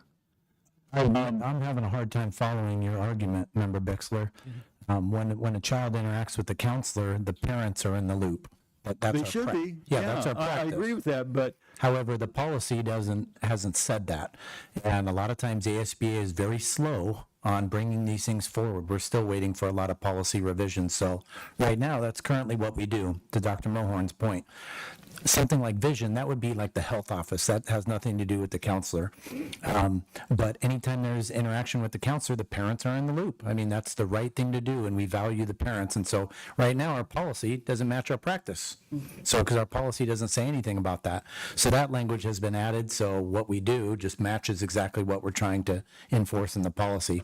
And But- if I could yeah. interrupt just Go a ahead. little bit, if you would, if the board member Bixler would read the Parents' Bill of Rights, which is in the state. and that's the other part to this. you read Is that? the Parent Bill of Rights is the best guarantee the parents have for making sure that they are informed about what's going on with their kids. I don't think there's anything stronger. I'm a big supporter of that. I'm a parent. And parent involvement in the schools. I don't think this is even needed. This is needed. It's Parent already involvement in exists. schools and consent of parent required for mental health screening. So all this language came from the background that's in those things. Yeah, and I looked into that. And it's interesting where the 362272, that actually comes from involuntary medical and behavioral interventions. It is to protect minors, but it doesn't even come from education. It's not a Title 15, it's a Title 36. I mean, these things are pulled from all over the place. I find it exceptionally dangerous to our staff. I also find it exceptionally dangerous to the kids. Any time that you are going to force a disclosure of a child's deepest secret, you're putting that child at risk, and that is exactly what this does. Member Bitzer, I I'm kind of really worried about the dangers of this. understood. I'll kind of play devil's advocate a little bit. I think this provides a lot of protection for our staff, actually, because it puts it in policy. And our counselors are great. Dr. Mohorn supervises them. They loop the parents in with regards to anything. If there was something regarding any type of sensitive situation with abuse or whatever, that's not even a counseling thing. That's by law. That's a mandatory reporting issue. But again, I think we're already doing this. What this shows our parents is we value their involvement in their child's education. We wouldn't compromise that. And I think actually our counselors can take a deep breath knowing that as they work with parents, that they are covered. And keep in mind, we're dealing with students all the way up to the age of 13 or 14. So we're not dealing with, teenagers or older students. So I think this is a very good thing that it's written in our policy. And I completely disagree with what you just said. I think this is a very dangerous thing for our staff.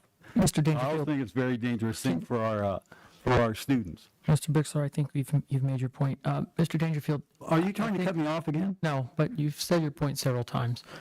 Really? That's interesting. In this, it says, So that's an interesting thing to do for you. the proposed amendment of policy JLD guidance and counseling will bring the governing board's policy in line with this change in Arizona state regulations and procedures. State regulations and procedures are ultimately the same as law in the state of Arizona. So all this policy is doing is bringing us within compliance of law. Therefore, we have no choice but to adopt this because we all swore in saying we would uphold the laws of the state of Arizona. You have a choice, and it already exists in statute. As you just said, this is extraneous. It doesn't need to be here. This is a change in what's in statute. It's not statute. This is also as a rulemaking authority of behavioral health examiners.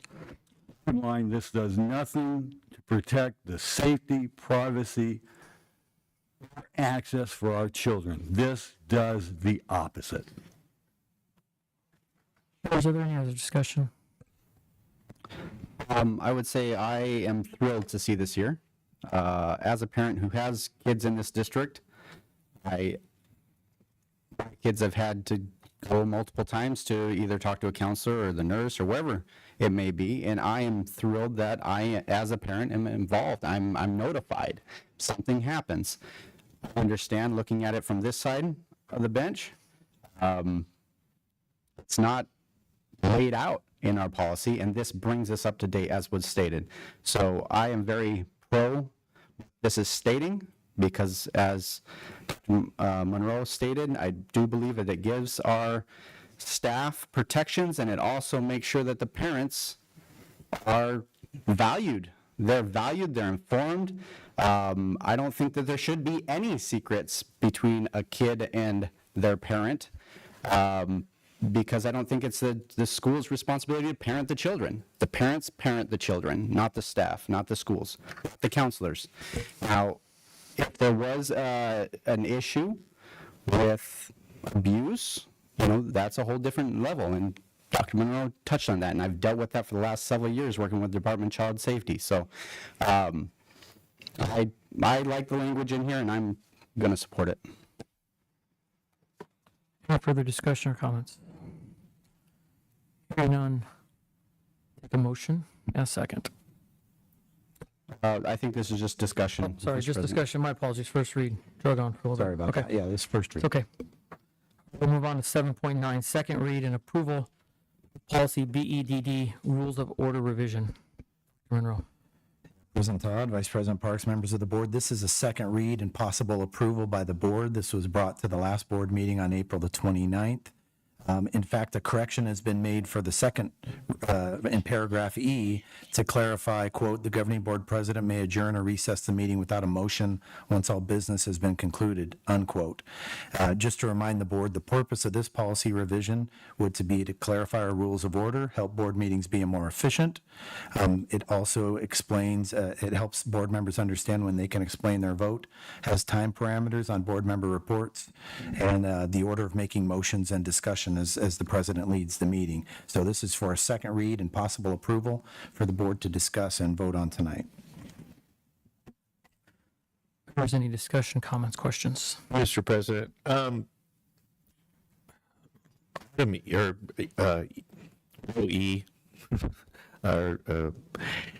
a little confusing. After it says is in order, period, it says the governing board president may adjourn or recess the meeting recess the meeting without a motion.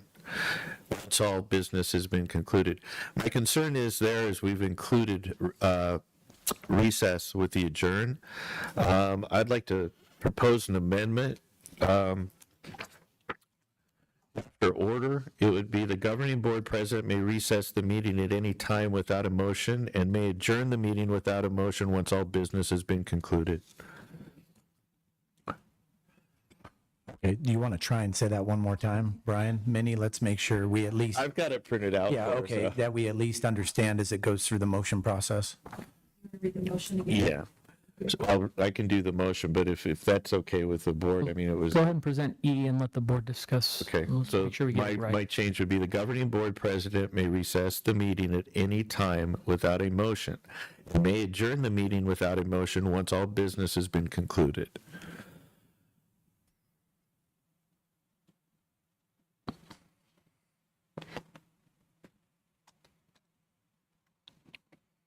Currently, the way it's worded, it looks like you have to wait to recess. All business has been concluded. Understand. We're okay with that. Clyde, I know this is real fresh. How does that look? It really, works. really I think that's a clarifies good- it. I think it's a good change.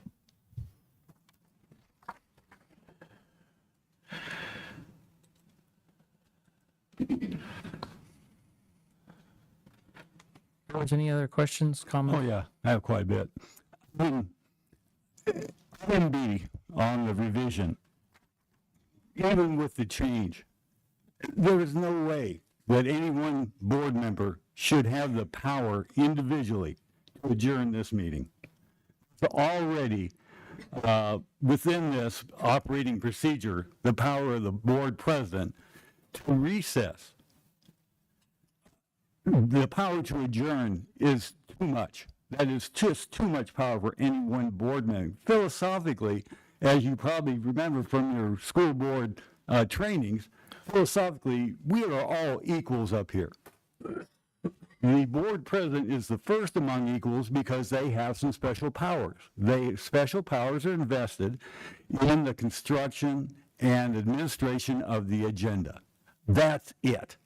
All the rest, philosophically, we are equal.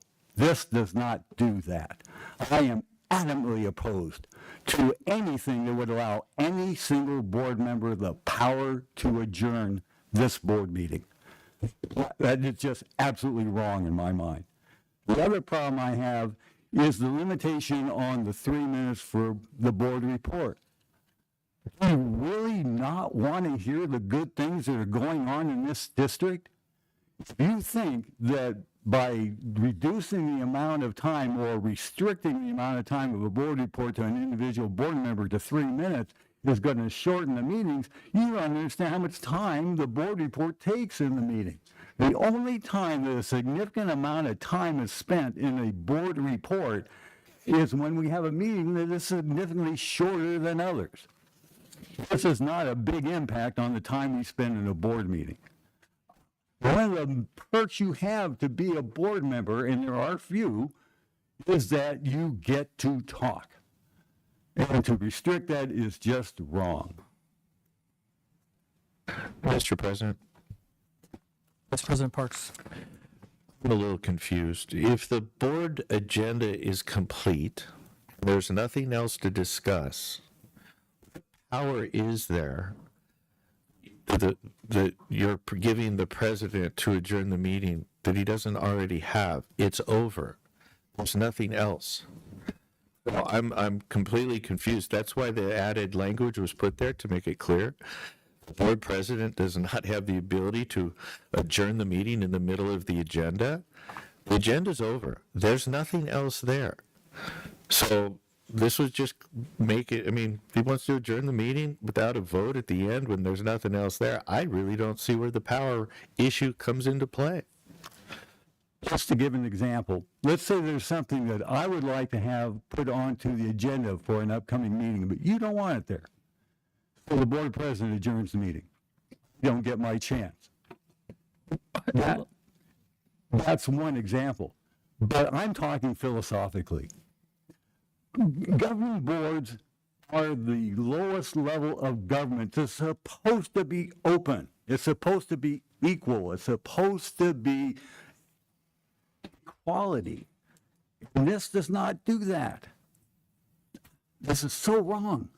I can't believe we're even talking about it.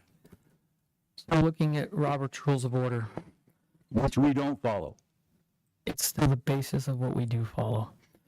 It says the meeting is adjourned either by motion or vote, or if business has been concluded, the chair may ask the assembly if there is any further business. We're not allowed to do that because any further business is not on the agenda. So that's excluded. It then says if members do not have any further business, which we won't because it's not on the agenda, the presiding officer may declare the meeting adjourned without a motion or vote. It's spelled out very clearly. Secondly, it goes on to say that even with a vote, the chairperson has the authority to hold the meeting in session until they gavel out. So even with a 5-0 yes vote to adjourn, the chairman does have the right to hold the meeting. Those are not our rules. Those are just simply the rules of the basis of government procedure and Robert's Rules of Order. The question, Member Bixler, about wanting to add something to the agenda, that always falls under about 9.1, board comments or agenda topic requests. Until 9.1 and 10.1, the upcoming board meetings, is discussed, the business of the agenda is not completed, so therefore the president would not adjourn the meeting. So philosophically, to use your word, it would be impossible for the president to adjourn the meeting before you had the chance to provide board comments or agenda topic requests. I don't think you understand what philosophical means.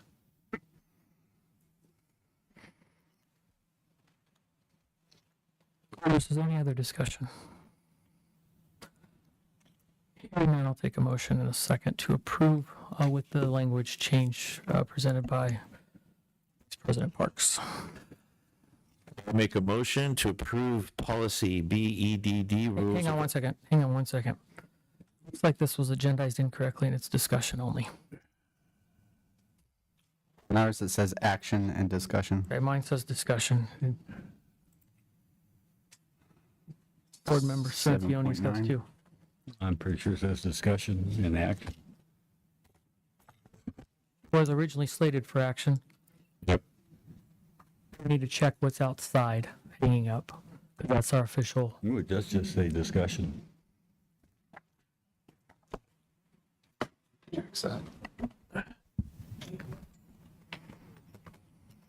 You're right, the little agenda does not include action.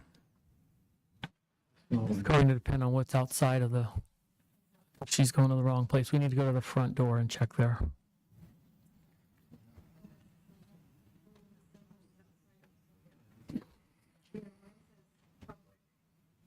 Discussion, not a vote. So this was agendized incorrectly. I will hold it for the next meeting. You have to wait till next board meeting. He says, Oh, boy.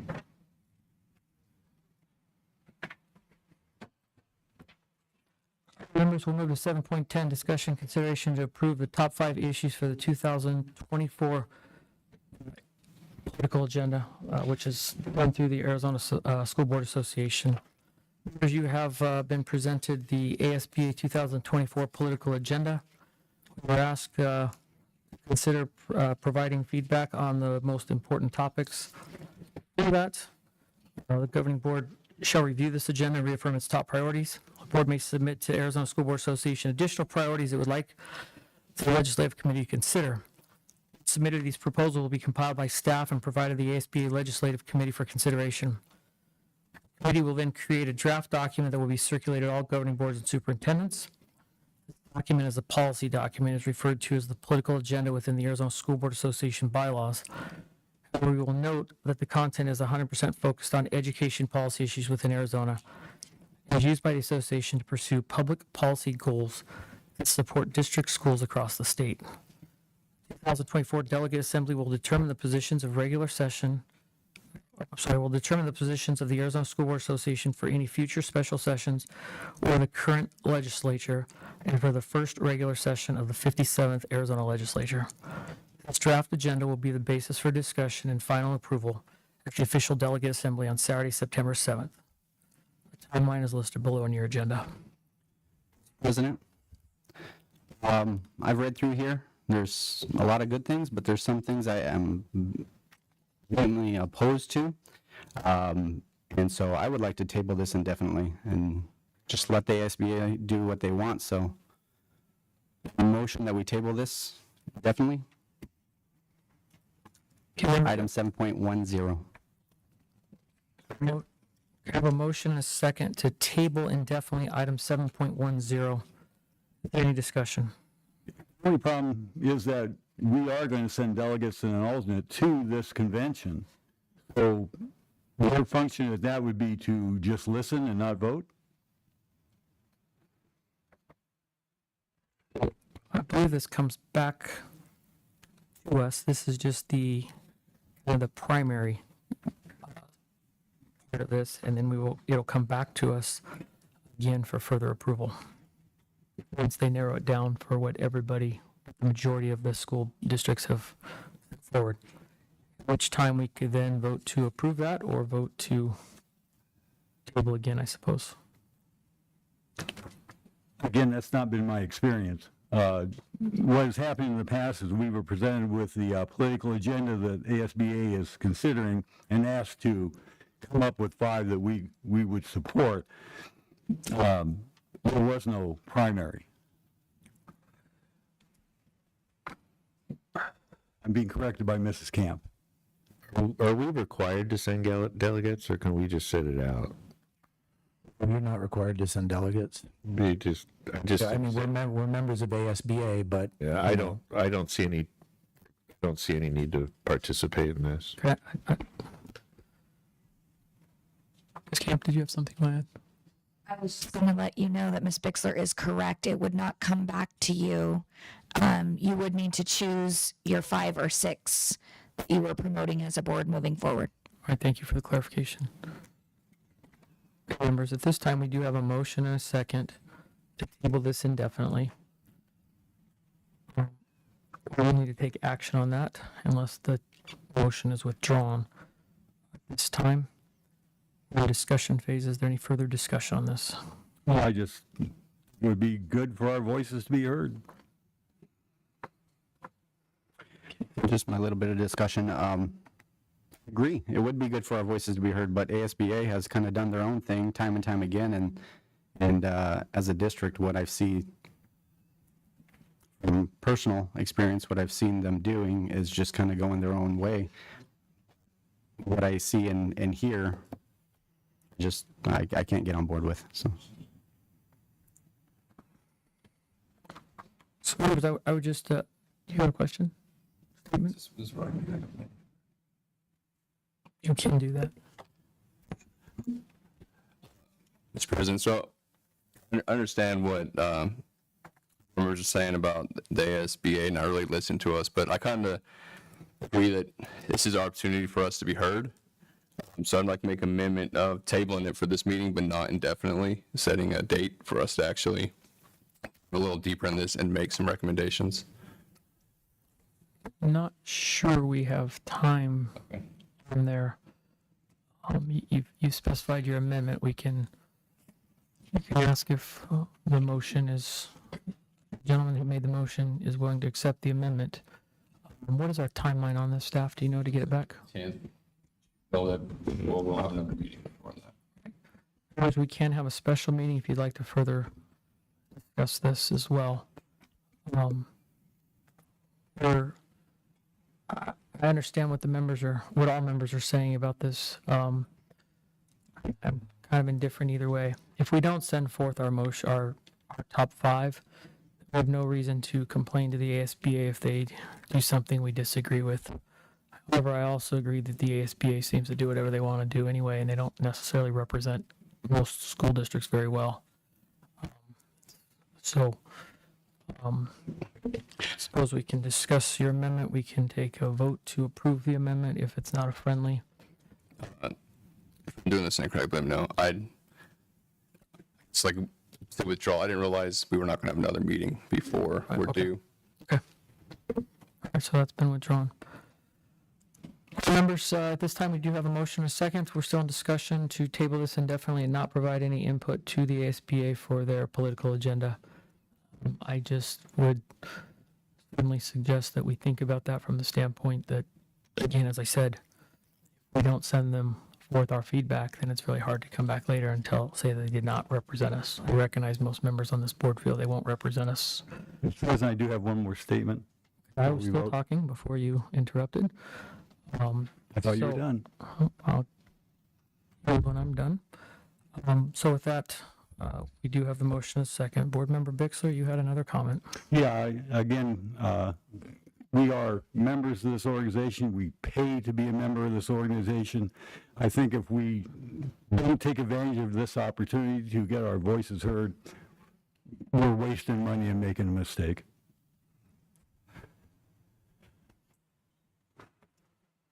Thank you. Any further comments? With this item in particular, ASBA provides us with there's a lot of benefits to being with them.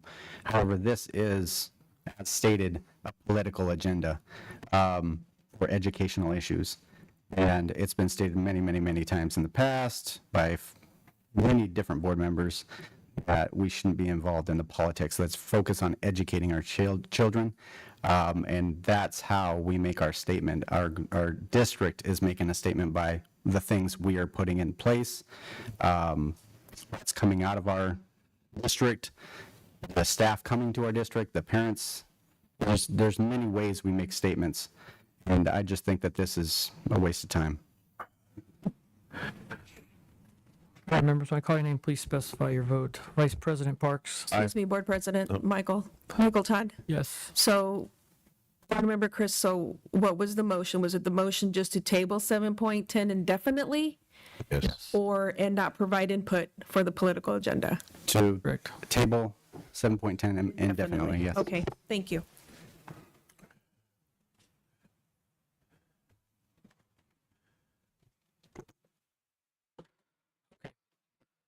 I called for the vote. Vice President Parks, please. Aye. Board Member Kenyon. Aye. Member Bixler. Nay.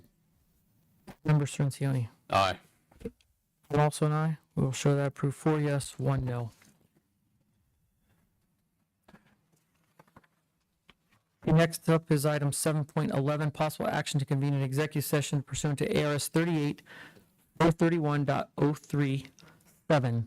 Discussion or consultation with designated representatives of the public body in order to consider its position and instruct its representatives regarding negotiations for the purchase, sale, or lease of real property. There's just a little housekeeping here. This is a statutory requirement for this because it is negotiation standpoint. So statute does allow for this executive session, and legal has advised that it should take place in that manner.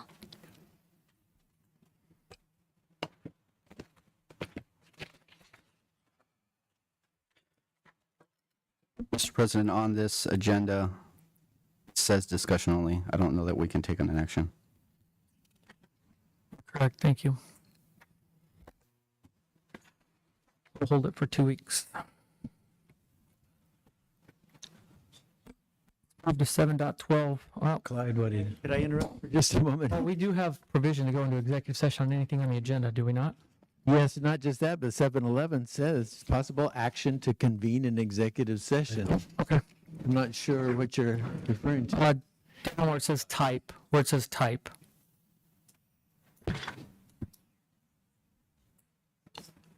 Oh, However, I think we do have in the beginning, it does. Right at the beginning, it says the governing board reserves the right to hold an executive session for any reason meet with their attorney. so what is are you comfortable with us doing executive sessions? Pardon? You're comfortable with us moving Oh, to yes. executive session with a motion? Okay. Yep. Members, we can take that, we can take the motion then. Motion for action to convene an executive session pursuant to ARS 38-431.037.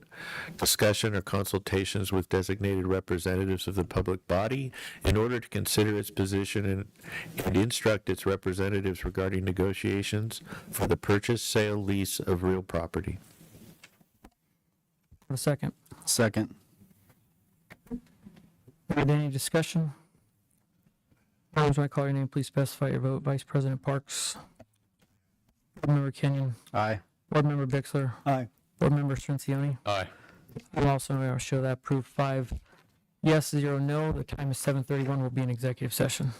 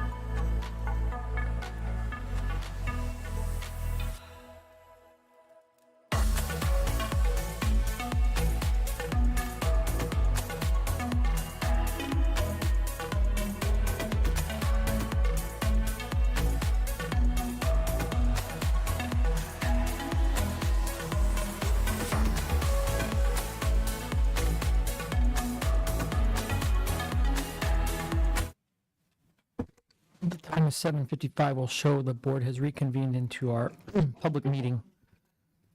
Next item on the agenda is 7.13, possible action to approve Superintendent Dr. Court Monroe's delegation of authority. Mr. President, motion to approve Superintendent Dr. Court Monroe's delegate of authority to proceed with the purchase school site property with the parameters of the proposed letter of intent. Or just, I don't know if this makes much of a difference, but instead of delegate, should it be delegation? It would be delegation of, we've delegated delegation of authority. Mr. Parks, if you could read the motion as proposed. Dr. Court Monroe is, he has a delegation of authority. That would be the proper term, delegation of authority. Board 2 delegation. Motion to approve Superintendent Dr. Court Monroe as delegation of authority. Okay. Motion to approve Superintendent Dr. Court Monroe as delegation of authority to proceed with the purchase of school site property within the parameters of the proposed letter of intent. Second. Okay, I have a motion and I have a second. To approve Dr. Monroe as a delegation of authority. Proposed letter of intent. If there's no discussion, we can go to the vote. Vice President Parks. Aye. Board Member Kenyon. Aye. Board Member Bixler. Aye. Board Member Surincione. Aye. I'm also, and I will show that proof 5 yes, 0 no.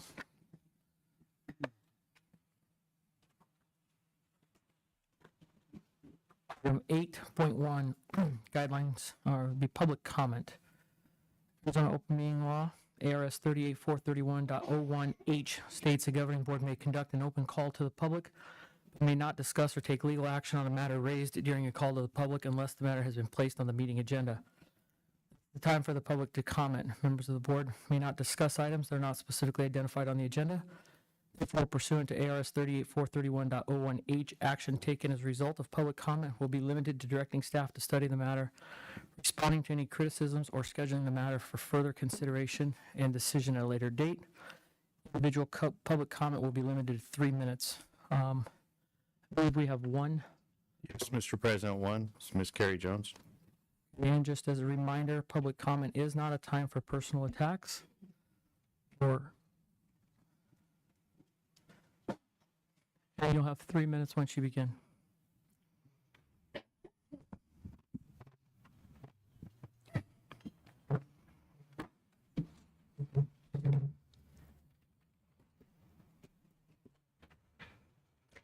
Good evening, Dr. Monroe, members of the governing board. At the last board meeting, Dr. Monroe used his update time to call facts I shared opinions, while skirting around several topics. So I'm here to clarify some of those facts so there's no further confusion.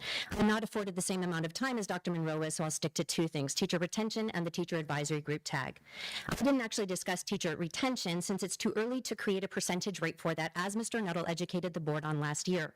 You can make projections, but not claim real numbers because those are changing all the way up until school begins. For example, you have an additional 3 resignations on the agenda tonight, so your projected rate will decrease again tomorrow. I also spoke of resignations alone, not retirements or lapses of emergency certs, as you mentioned. Comparing January 1st through April 30th of 2023 and the same period of time for 2024, there were 37 certified resignations last year. This year, 59. 59 is more.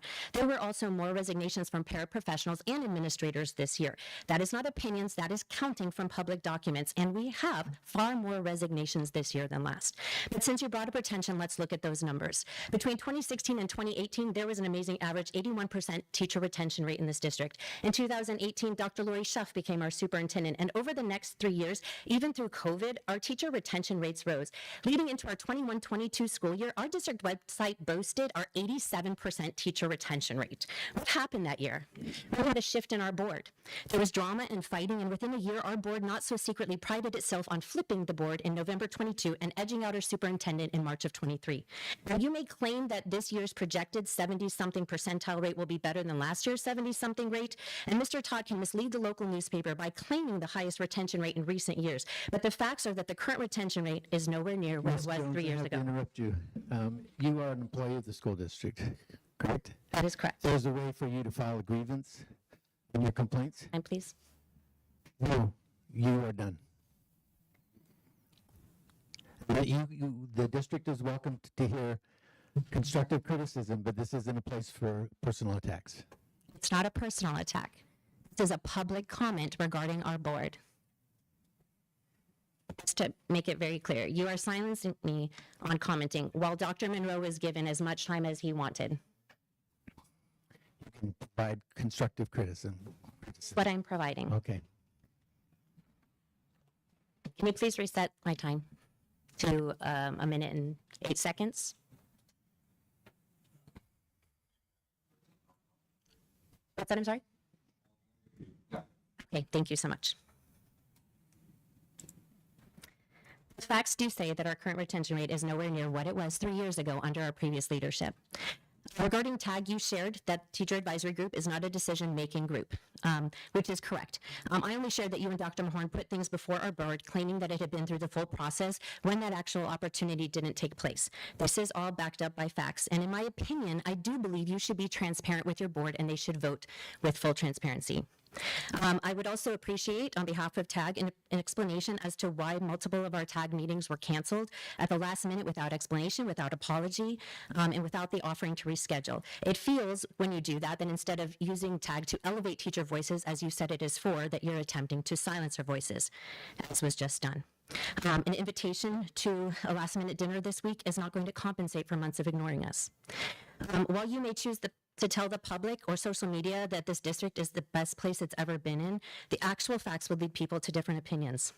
I won't be back to speak to you again. Don't worry. And if you use another district report time to focus on me, I'm ready to put my attention on the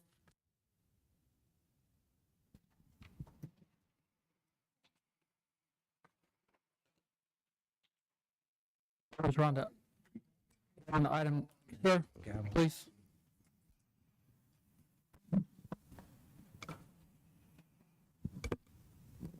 Point one, board comments or agenda topics. Vice President Parks. Mr. Todd, I would like to request a board-appointed committee for discipline according to statute.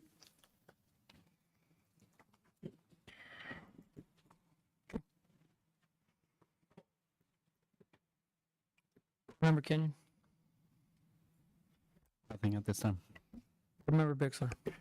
I recall, and this kind of came to my memory as we were talking about the health benefits that our employees are getting and so on. A number of years ago, I remember that we had a side-by-side comparison of ASBET and this current provider. Is it possible to get that kind of comparison again to see what services ASBET offers and what we're getting with the other? Am I making a clear request? With ASBET now. It was a side-by-side comparison. So the services offered by ASBET and services offered by the other. Yeah, we certainly can provide that, but we're still with ASBET. Right. I know it's still something we're receiving. No, I mean, we renewed with ASBET. Some of the services are called Meritain through ASBET, but we were with ASBET last year and we're going to be with ASBET this year. Yeah, and it seemed to me that there were, and I just want to make sure that that comparison, it was real informative for me. Again, it was a couple of years ago, I think. Really, I didn't know if that we can follow up with you, to make sure we understand and. Yeah, because I'm not being very clear. I understand that, but basically it just kind of laid out, okay, this is services, this is, and see how they compare. Will do. Member Srenzioni. Nothing at this time. Members. Some upcoming board meetings. Item 10.1. June 10th regular board meeting has been canceled due to the ASA summer conference. Our staff will be there at that. Our next meeting will be June 17th, and June 24th, July 11th, July 31st. We also have the school board conference at some point, correct? Yes, and the June 17th meeting, President Todd, will be at 4:30, and that'll be for the strategic plan with the governing board. 4:30 here. Members, next up is 11.1, adjournment of the meeting. Mr. President, I move we adjourn. Second. Hearing a motion and a second to adjourn, I call your name, specify your vote. Vice President Parks. Aye. Board Member Bixler. Board Member Kenyon, sorry. Aye. Board Member Bixler. Aye. Board Member Ciancioni. Aye. And also I will show we approved 5 yes, 0 no. Meeting adjourned.